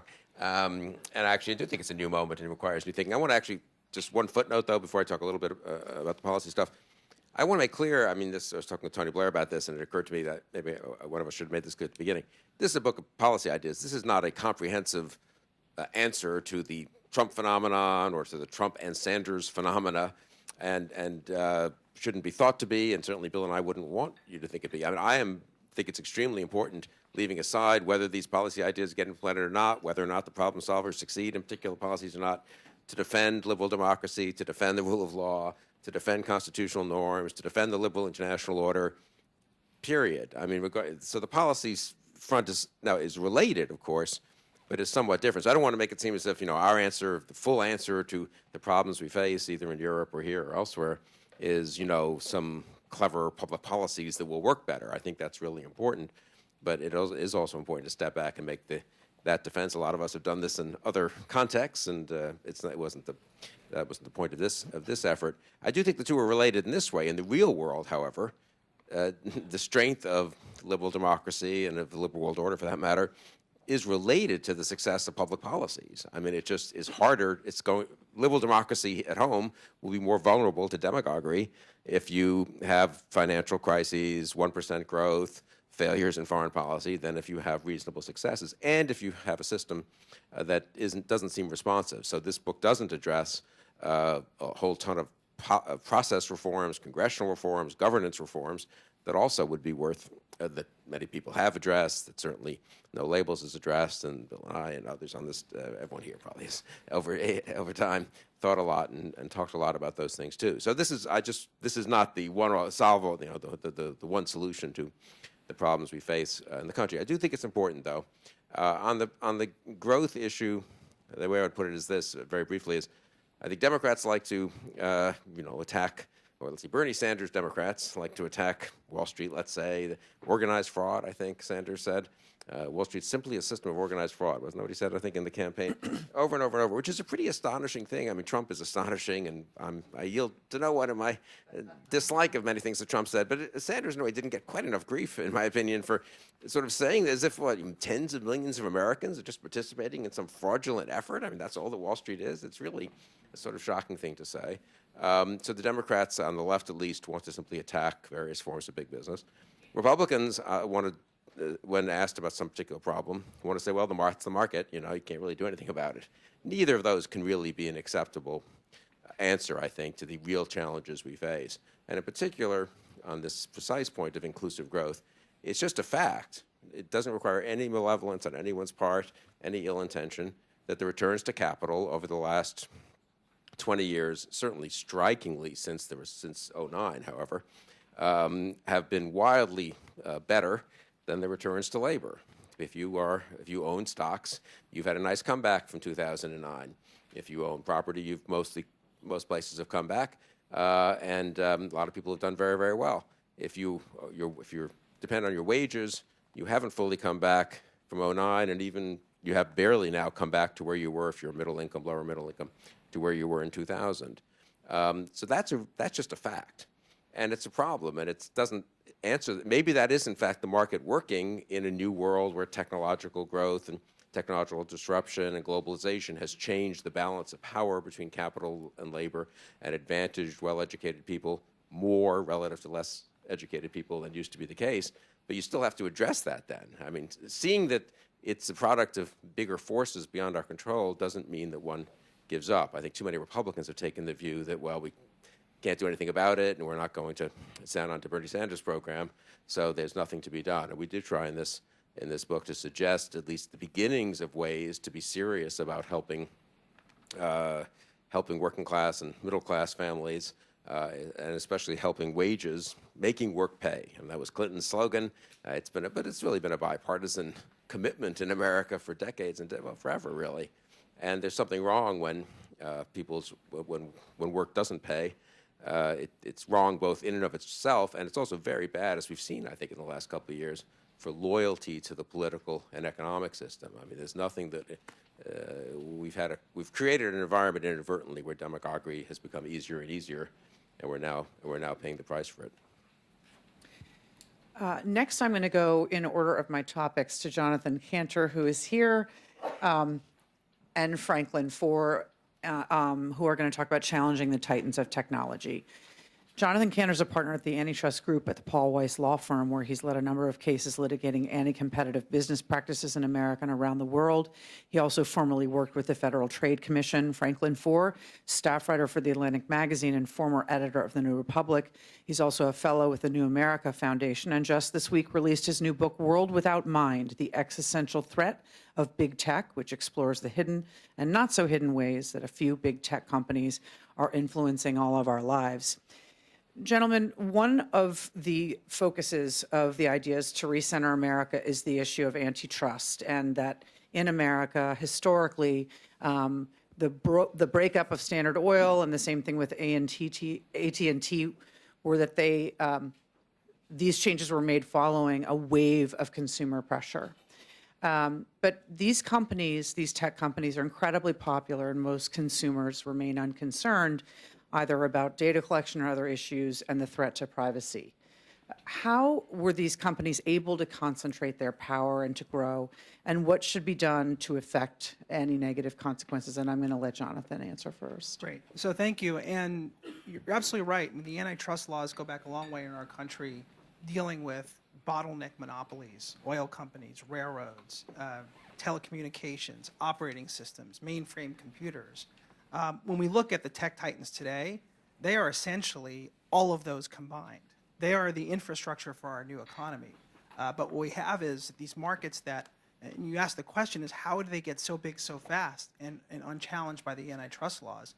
The answer is multifold. One is these are huge bodies or companies that get smarter the more people use them. And the bigger they get, the smarter they get, the harder it is to take them on. And so we get in a situation where once you get that advantage, it becomes very difficult for anyone to claw their way up. And so they lend themselves to monopolies. Second is our antitrust laws really hit a massive decline around the 80s and have continued down that decline through present day. And that's a function of the law and economics revolution. And what happened was, in economics, and sound economics is a good, healthy thing, but it replaced the law. Law enforcement was replaced with essentially a bunch of regulators who decided how their models were going to apply. And if you look at how those models exist in today's world, they don't apply. They don't work well. And antitrust law has taken a back seat. I kid you not, the Federal Trade Commission spends its days now focusing on economic liberty and state licensing practices. And industry licensing practices relating to bull semen and ice skating teachers and piano teachers. That's where they're spending their money in a world where we have these massive tech titans that are displacing workers and creating barriers to entry. So it's a massive, massive problem. Also, we have a world in which the regulators don't understand the technologies. It's amazing. You walk in and they're smart people, but they don't really get how significant and how substantial these technologies are and how important they are as platforms. And that's the last point I'll make now, which is that these aren't just big companies. They're platform technologies. They're platforms for business. Used to be if you wanted to start a business, you'd go down to your local main street, you get a storefront, you hang out your shingle, and boom, you get people to walk by and you sell stuff. Well, today, if you want to have that storefront, if you want to start a business, you need to start that business on the virtual main street, and that's a Google or a Facebook or an Amazon. And they provide that platform. They also compete on that platform, which creates a great self-interest, and it becomes a real barrier. The other thing that happens, we talk a lot about regulation. These have become a series of private regulators, and effectively, they dictate the rules of commerce, the rules of the road, for everyone who participates on that platform. And so they tell you how to run your business, whether you can charge a subscription for your newspaper or whether you have to give it away for free. They want to take 30% of your revenue if you're selling through Amazon or if you want to distribute an app through Apple. This is having a massive effect on our economy. It's having a massive effect on entrepreneurship and small business. And a lot of these companies sustain massive losses for many years. So our antitrust laws just haven't kept up with the times. And it's an insular community that's really captured. And if you talk to folks in the antitrust community, what they'll say, oh, it's not about policy. It's simply a matter of law enforcement. Look at everything in a vacuum. But I don't see how you can divorce antitrust law from our economic policy and from our social policy. The two are intertwined. And we need to rethink how we approach these issues. We need to prioritize away from ice skating teachers, piano teachers, and bull semen industry to focus on the things that affect our daily lives and our economy, and really think about as a matter of policy where we want to focus in terms of the antitrust law. Okay, Franklin. So, Prime Minister Blair said that the center should not be a mealy-mouthed splitting of differences, and I think the picking up of this issue really does challenge that assumption about the center. And I want to challenge you all to think about the issue of the big tech companies as an issue for centrist concern. So we have these four big companies: Google, Facebook, Amazon, and Apple. And I think we all have this innate sense of our dependence on these companies, but also the ways in which these companies have designed products pretty intentionally to addict us. I mean, I've sat and I've watched you all in this room, and you've done an admirable job of not checking your cell phones throughout this. And apparently, when it comes to attention, the center truly does hold. We just need to look at ourselves and look at the ways in which we interact with these technologies over the course of our days. And so, of course, addiction is a necessary part of capitalism, and we tolerate it to a certain extent across a lot of industries. But when we're dealing with these companies, we're not dealing just with tobacco, which is bad, or the ways in which food is oftentimes designed to addict people. We're dealing with intellectual matter, we're dealing with news, we're dealing with information, and we're dealing with reality, because these companies stand between us and news. They're creating virtual realities that we're soon going to be inhabiting. And so I think that these companies are magical. They've created incredible things. They're great tributes to capitalism and human ingenuity. But we shouldn't just be seized by the magic of these companies, and we really need to consider their dark side. And I think from a centrist perspective, there's important reasons to consider their dark side. The first is we just need to look at the political environment, and Tony Blair alluded to this, and that is the way in which these companies actually contribute to the polarization of political discourse. And I think Facebook is the textbook example of this. So what Facebook is it's a giant feedback loop. Facebook is designed to give you what you want, or sometimes the things that you didn't even think that you want, because Facebook has amassed this incredible trove of data, and that data is an intimate portrait of your psyche. And so we see this with all the time with politics, and the ways in which we've created these filter bubbles where you have the left and you have the right existing in these hive minds that have been nurtured in effect by Facebook. And so I think if we care about reviving a more diverse, independent, free-thinking political spectrum, we need to think hard about the problems posed by these companies. Second is the question of capitalism. And when you have an economy that is concentrated in the ways that this economy has grown concentrated, it dampens entrepreneurship. If you can't displace these big companies, it diminishes the incentive to create new companies. When you become dependent on these companies, and it diminishes incentives.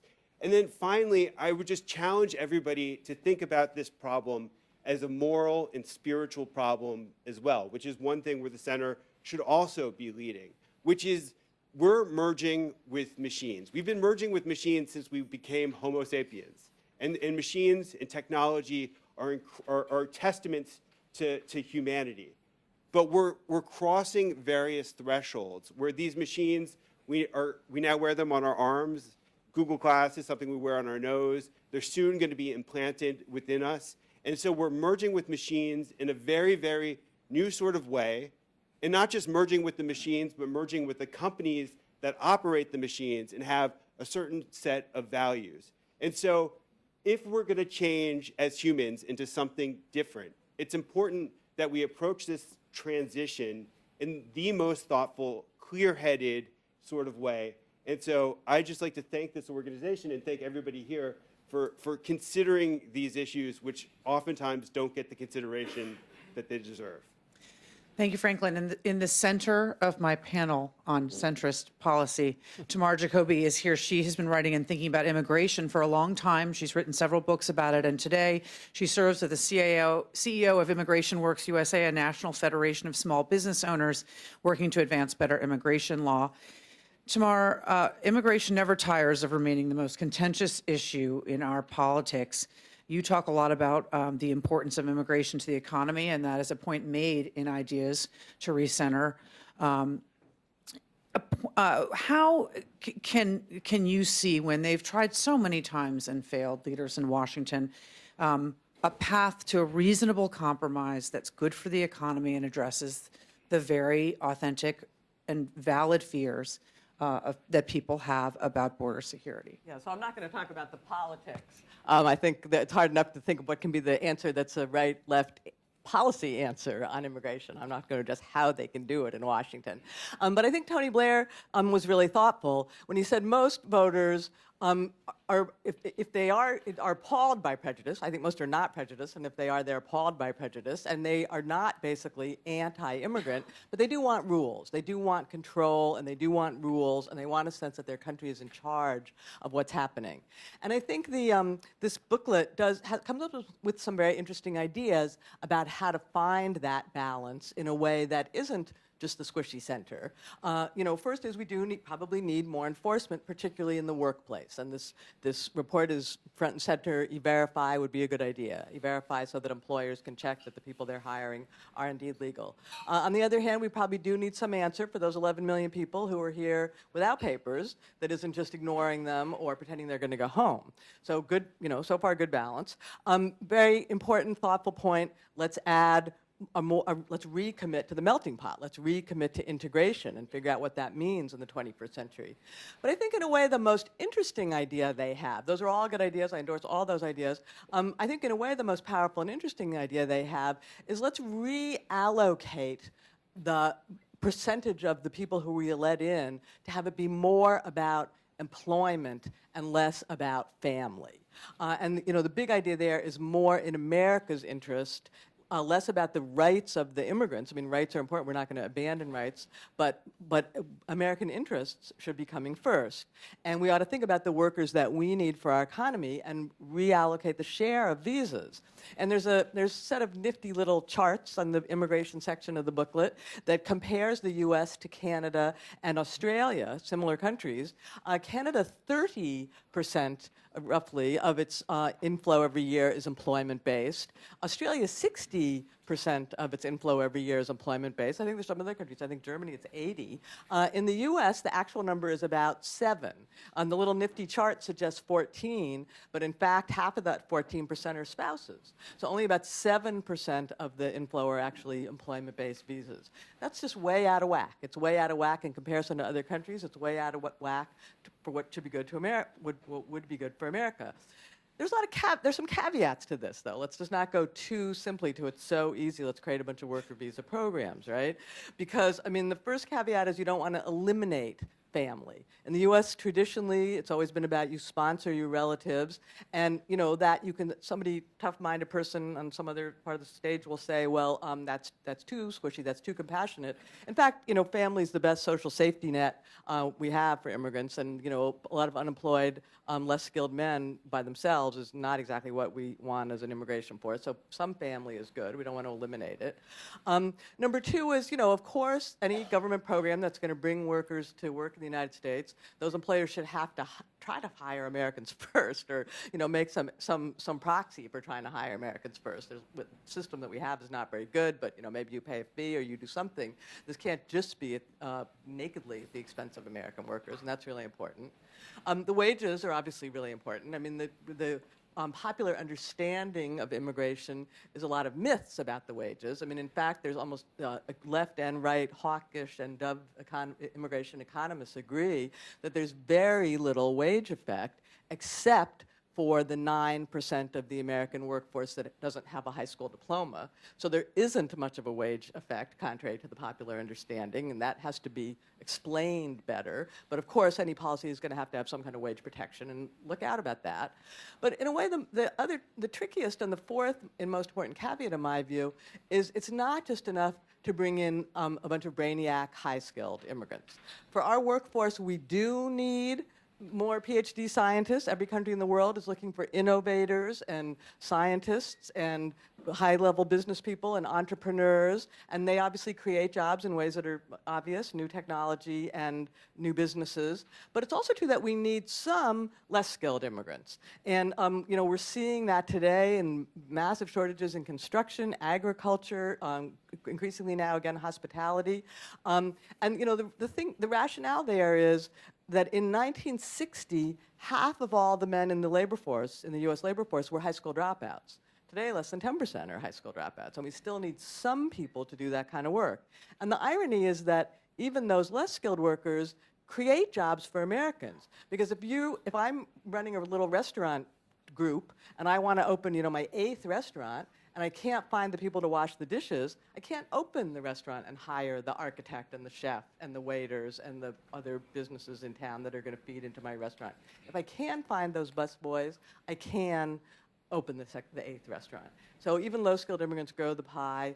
We should move toward a more employment-based immigration system, but it shouldn't just be a brainiac point system. Thank you. Now we're going to hear from John Deary on new and small business. A few years ago, John wrote a book called Where the Jobs Are, in which he traveled the country talking to entrepreneurs about their most important concerns and priorities. This led him to launch the Center for American Entrepreneurship.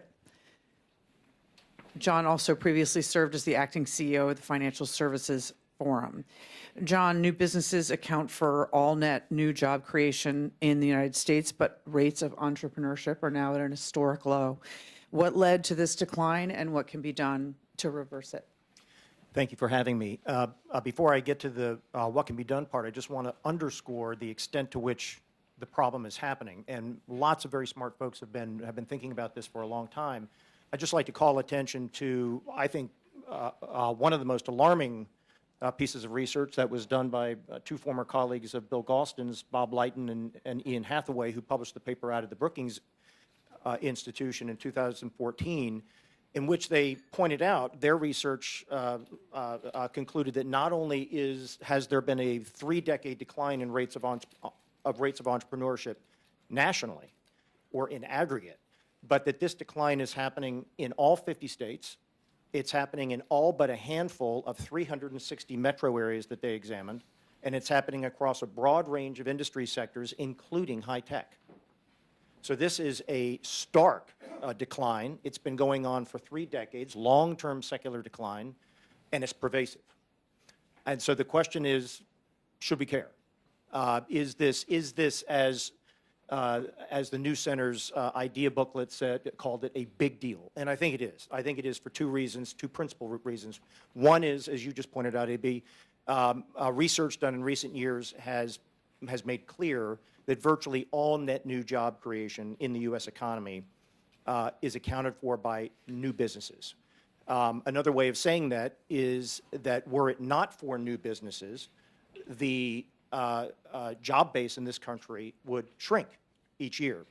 As a matter of fact, the research showed that if you look at businesses older than 5 years old in aggregate, regardless of the industry sector or how big or how old they are, businesses older than 5 years old in aggregate shed about 1 million jobs a year as they get better at what they do, as they incorporate capital, as they get more efficient, meaning that were it not for new businesses, the job space would shrink.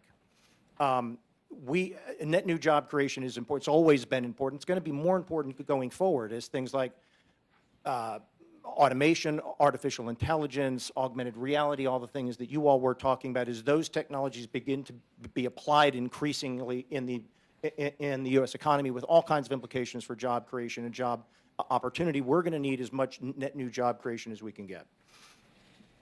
More fundamentally, or more importantly, I think, to the context of this conversation, is that we also know that new businesses account disproportionately for innovation, especially big innovation, or what's commonly referred to as disruptive innovation.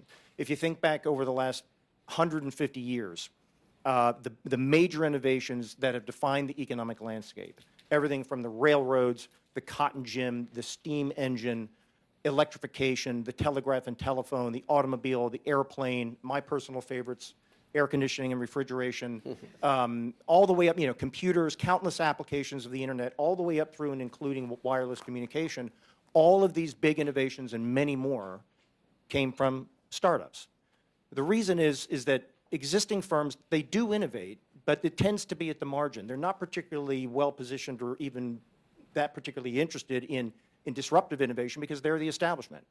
So think about what Steve Jobs did to IBM and Hewlett-Packard in the 80s. Think about what Jeff Bezos has done to retail with Amazon. Think about what Elon Musk is doing to the automotive and industries now, where Uber and Lyft are doing to on-call transportation. These are the transformative kinds of innovation that drive the economy forward. Why is that important? Well, as Bill Galston alluded to a little while ago, where does economic growth come from? It comes from growth in the labor supply, for sure. That's why topics like the labor force participation rate are important. That's why immigration is important. But we learned from the great work of Robert Solow that the principal driving force of economic growth is gains in productivity, driven by innovation, which, as I just said, comes disproportionately from startups. If that's true, then the fact that the U.S. economy has not grown at 3% or better, our historical average rate of growth is about 3.4%, the U.S. economy has not grown at 3% or better since 2005. Since the end of the Great Recession, so over the course of the last 8 years, we've grown at about 2.2%.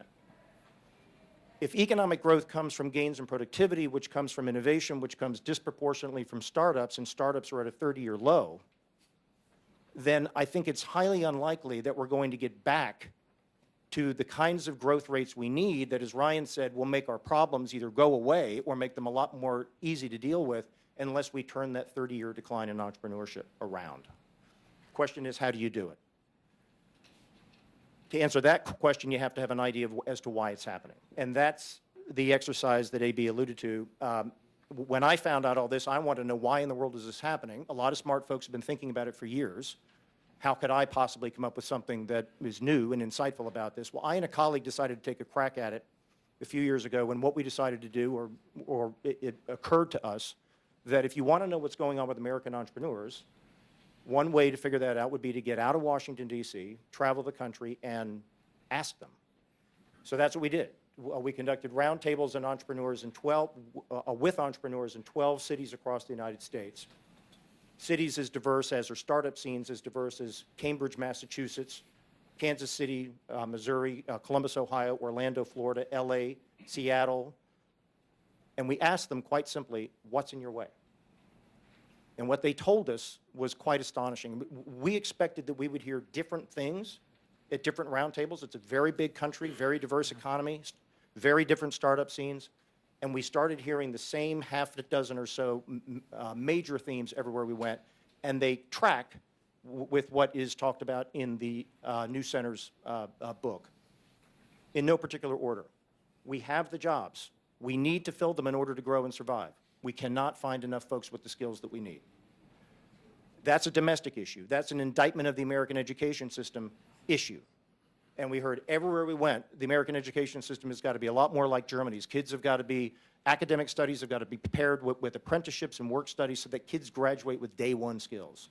That problem is further exacerbated by insane immigration policies, especially high-skilled immigration. We can't find enough domestic kids with the skills that we need. We can't augment that gap with foreign-born folks. Access to capital issues, always a problem for entrepreneurs. In the wake of the financial crisis, more acute than ever. Regulatory burden, uncertainty, and complexity. Tax burden, uncertainty, and complexity. So in order to get back to the kind of economic circumstances we need to build that consensus for a political center, we've got to get back to 3% growth, or growth that's north of 3%. And it seems clear that in order to get there, the pathway back is a revitalization of American entrepreneurship. So I was very pleased when I heard about the creation of the center to see that, that entrepreneurship is squarely on the agenda. And we at the Center for American Entrepreneurship look forward to participating in that. So thank you. Thank you, John. We would like to welcome your questions for any of the panelists now. Yes, sir. Yeah, just a little disconnect for me about the entrepreneurship. I heard that 60% of the millennials want to be entrepreneurs, want to own their own business. We see that more and more. Where is the disconnect from that? We see this tremendous yearning for young people don't want to work for large companies like myself. So what's happening? Well, in fact, rates of that may be true in terms of their desires. You know, like I'd love to start my own business. I'd love to work for a startup. In fact, research by the Kauffman Foundation and others have shown that rates of entrepreneurship among millennials are at historic lows. And in fact, the age group that is accounting for most startups now, if I've got this essentially right, it's essentially middle age, is 35 to 54, believe it or not. That's a problem. And it's a very complex question as to why is it that our young folks, our millennials, aren't doing this? Why are they risk averse? Does it have something to do with the fact that they came of age during the financial crisis? Does it have something to do with the fact that they're graduating $100,000 in debt, would love to go to a startup but can't, so they go somewhere else because they have to service their debt? It's a very complex question, but it's at the heart of this broader problem of declining rates of entrepreneurship. You're my next question. Hi, Bob Hormetz. I'd like to go back to the question of trade. One of my worries is that bipartisanship isn't always good. And one of the things that worries me is that bipartisanship on trade could turn out to be an easy way for the two parties to get together on a set of policies that could be very harmful to the country. And I think that that focuses, at least my attention, on what the problem is. Clearly, trade is not as disruptive to jobs as technology, and that was discussed earlier. But it is to certain communities. And I think their big gripe is not so much the magnitude, but it goes back to a Tony Blair point that he made earlier about immigration.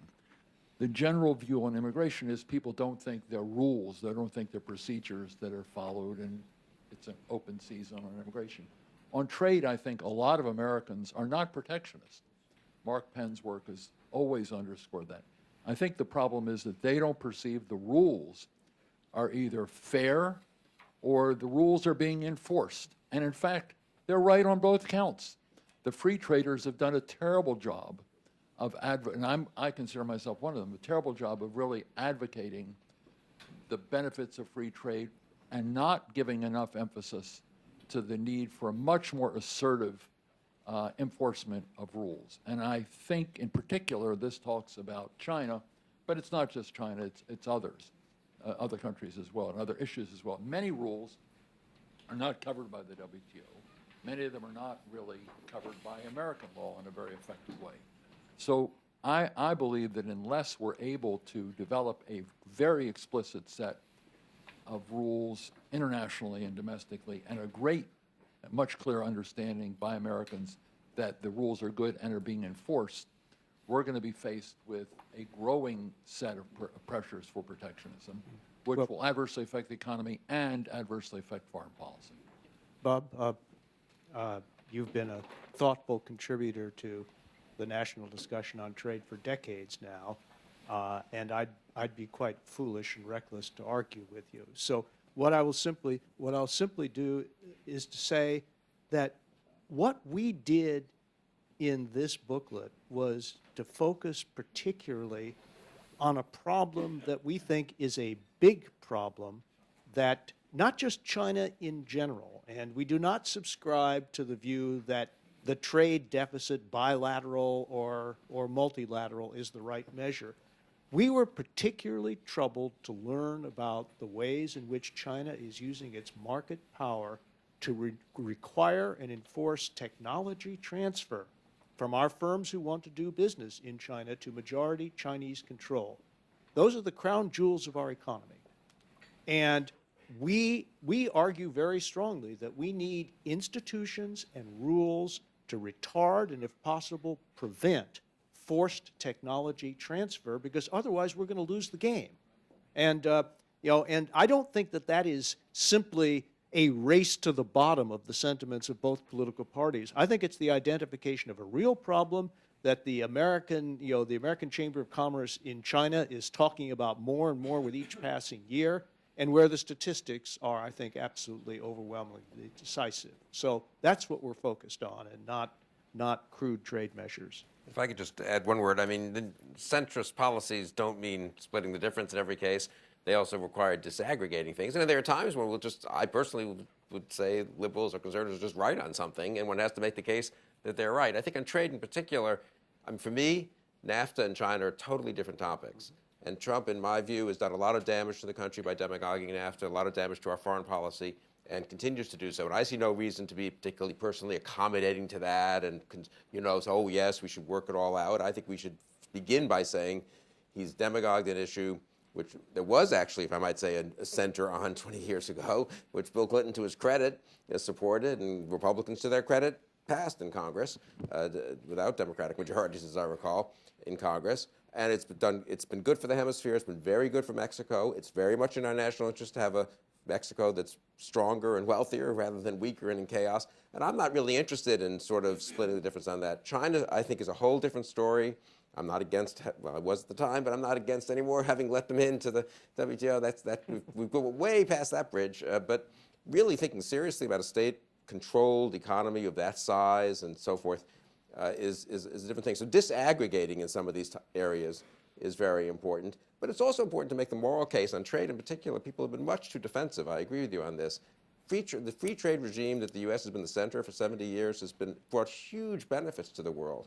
One of the great moral achievements of the last half of the 20th century and the first part of the 21st is taking hundreds of millions of people, billions I suppose, out of really abject poverty, into giving them a decent chance at life. And most of them are in China and India. And it wouldn't have happened without the American-led international liberal order, which is partly a defense thing and foreign policy thing, and partly a trade and economic growth thing. And people shouldn't be too defensive. I mean, yes, there are side effects and jobs get lost in certain places, and we probably should be better at adjusting for that and figuring out intelligent policies. We discussed this briefly in the book about how to help displaced workers and so forth. But I agree that in some issues, in other words, even if people are unhappy, at some point one also has to say good policy is good policy. And I think on trade in particular, there's been much too much, in my opinion, almost bowing to the political winds instead of, in some cases, saying, well, wait a second. It is really not a good idea when South Korea is an important ally and you want to send a signal of strength in Asia to say in the middle of a North Korea crisis, let's renegotiate the South Korea trade accord. I don't think that's like a 50-50, let's split the difference proposition. That's just foolish. And it would be good if people said so. Chuck Lane, do you have a microphone? Thank you. And this question puts together what Mark Penn said with what we've been hearing in this panel, because I'm at least struck by a contrast, which I'd like anyone who wants to comment on. He said that 60% or more of the people now say they are living the American dream. And they're as satisfied with the economy as I've seen since 1996. And yet, it seems like you have all kinds of great ideas for rebuilding the center, which are essentially about, seemingly have the opposite premise. And that contrast struck me, and I'd just like to hear a comment on that. Well, this is a moving target, and 8 years after the nadir of the Great Recession,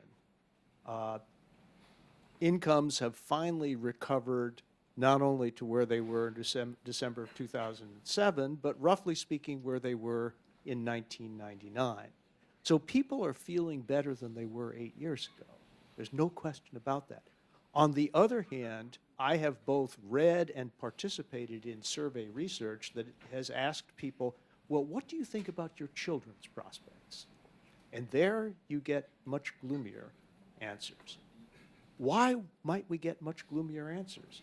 Answer, people are viscerally aware of research that's been done by scholars like Raj Chetty and Rob Shapiro, who's with us in this room, documenting that the old expectation that children were very likely to do better than their parents has turned into at best a 50-50 proposition.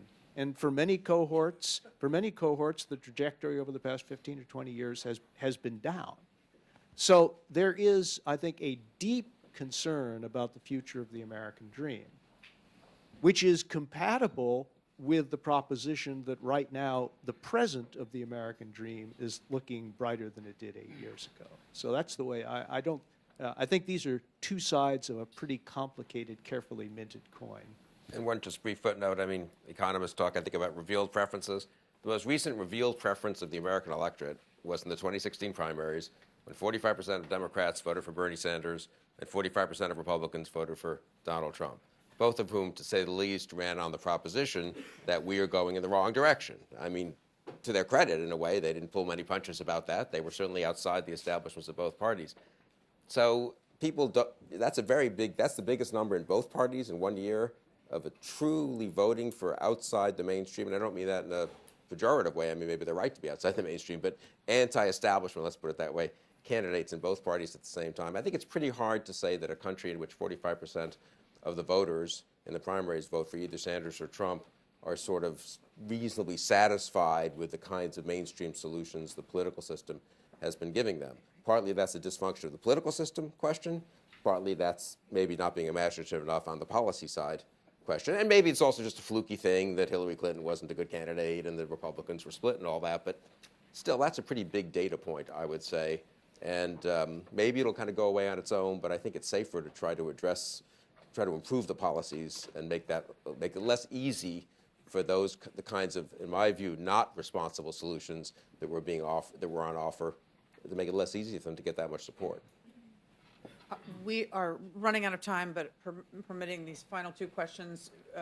First, you, sir, in your row, and then you have a questioner behind you. We'll go right after. Everyone be as concise as possible. Thank you. Reform of the parties themselves, so you can have better candidates. I mean, to me, on both sides, governors, for example, who have shown themselves capable of actually dealing with problem solving, don't seem to get a fair shake within the parties. And a lot could, maybe it's the Russians that sabotaged the Democrats, but the Democrats seem to have sabotaged themselves in a very big way, by snuffing out other candidates. And both parties have a lock on the political process, which seems to really not embrace competence and capability.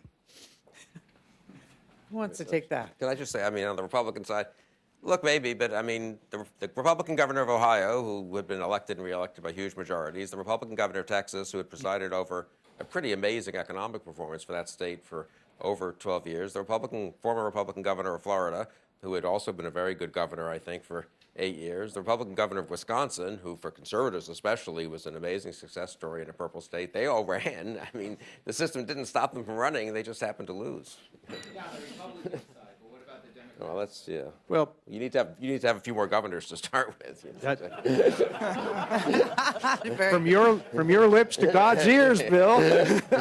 But just very briefly, I think if you step back and look at the historical record on governors, it's at the presidential level. It's not so terrible. Jimmy Carter was a governor. Ronald Reagan was a two-term governor. George H.W. Bush wasn't, but Bill Clinton, 8 years, a governor.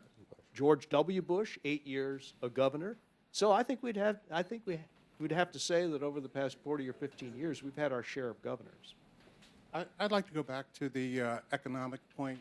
I think we have in our country had a fundamental misunderstanding or lack of understanding of the net effects of things like globalism, the post-World War II order, how it affected established industries in the United States, some of which have been deindustrialized over a period of years, how capital has gone to foreign countries for a variety of reasons, and capital will flow where we'll be well treated. And I understand that, and I think it makes sense.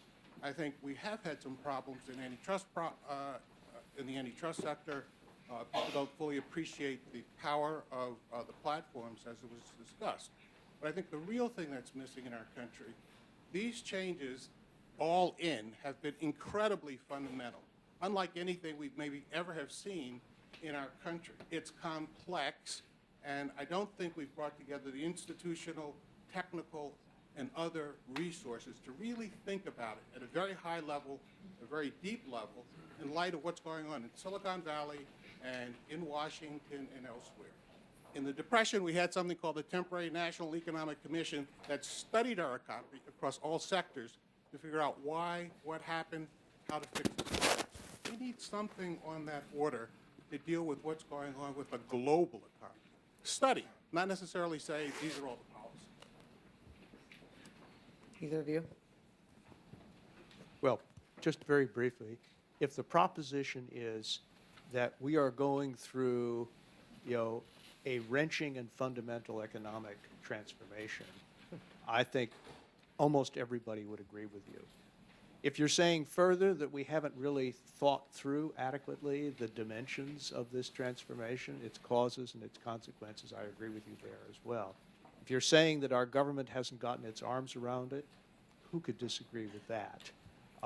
And I think that whether it's a commission or the collective talents of people in a room like this, seized of the problems that are really shaping our country and driving our future one way or another, we have to raise our game and do better. And I think everybody would agree with that. And with that, Well, I was just saying the great thing about America is you don't need government to set up commissions for commissions to be set up, and many of the most important ones in American history have come out of think tanks in the private sector and individuals who got together and did certain things. So I think that's a huge strength we have. It's not France where if Paris doesn't decide that something should be studied, it doesn't get studied. So we're sitting in a place that's done a huge amount in this respect without necessarily having government blessing or certainly not being funded by the government. So I do think this is a case where civic, you're talking stuff people here have been talking about, the private sector, the civil society can do a huge amount. like this. Yeah. I have a great responsibility, which is to get you to your breakout sessions. I would like you to look at the back of your badge to see a letter. If it is A through C, you're going this way. And if it is D or E, you're going that way. And thank you, panel.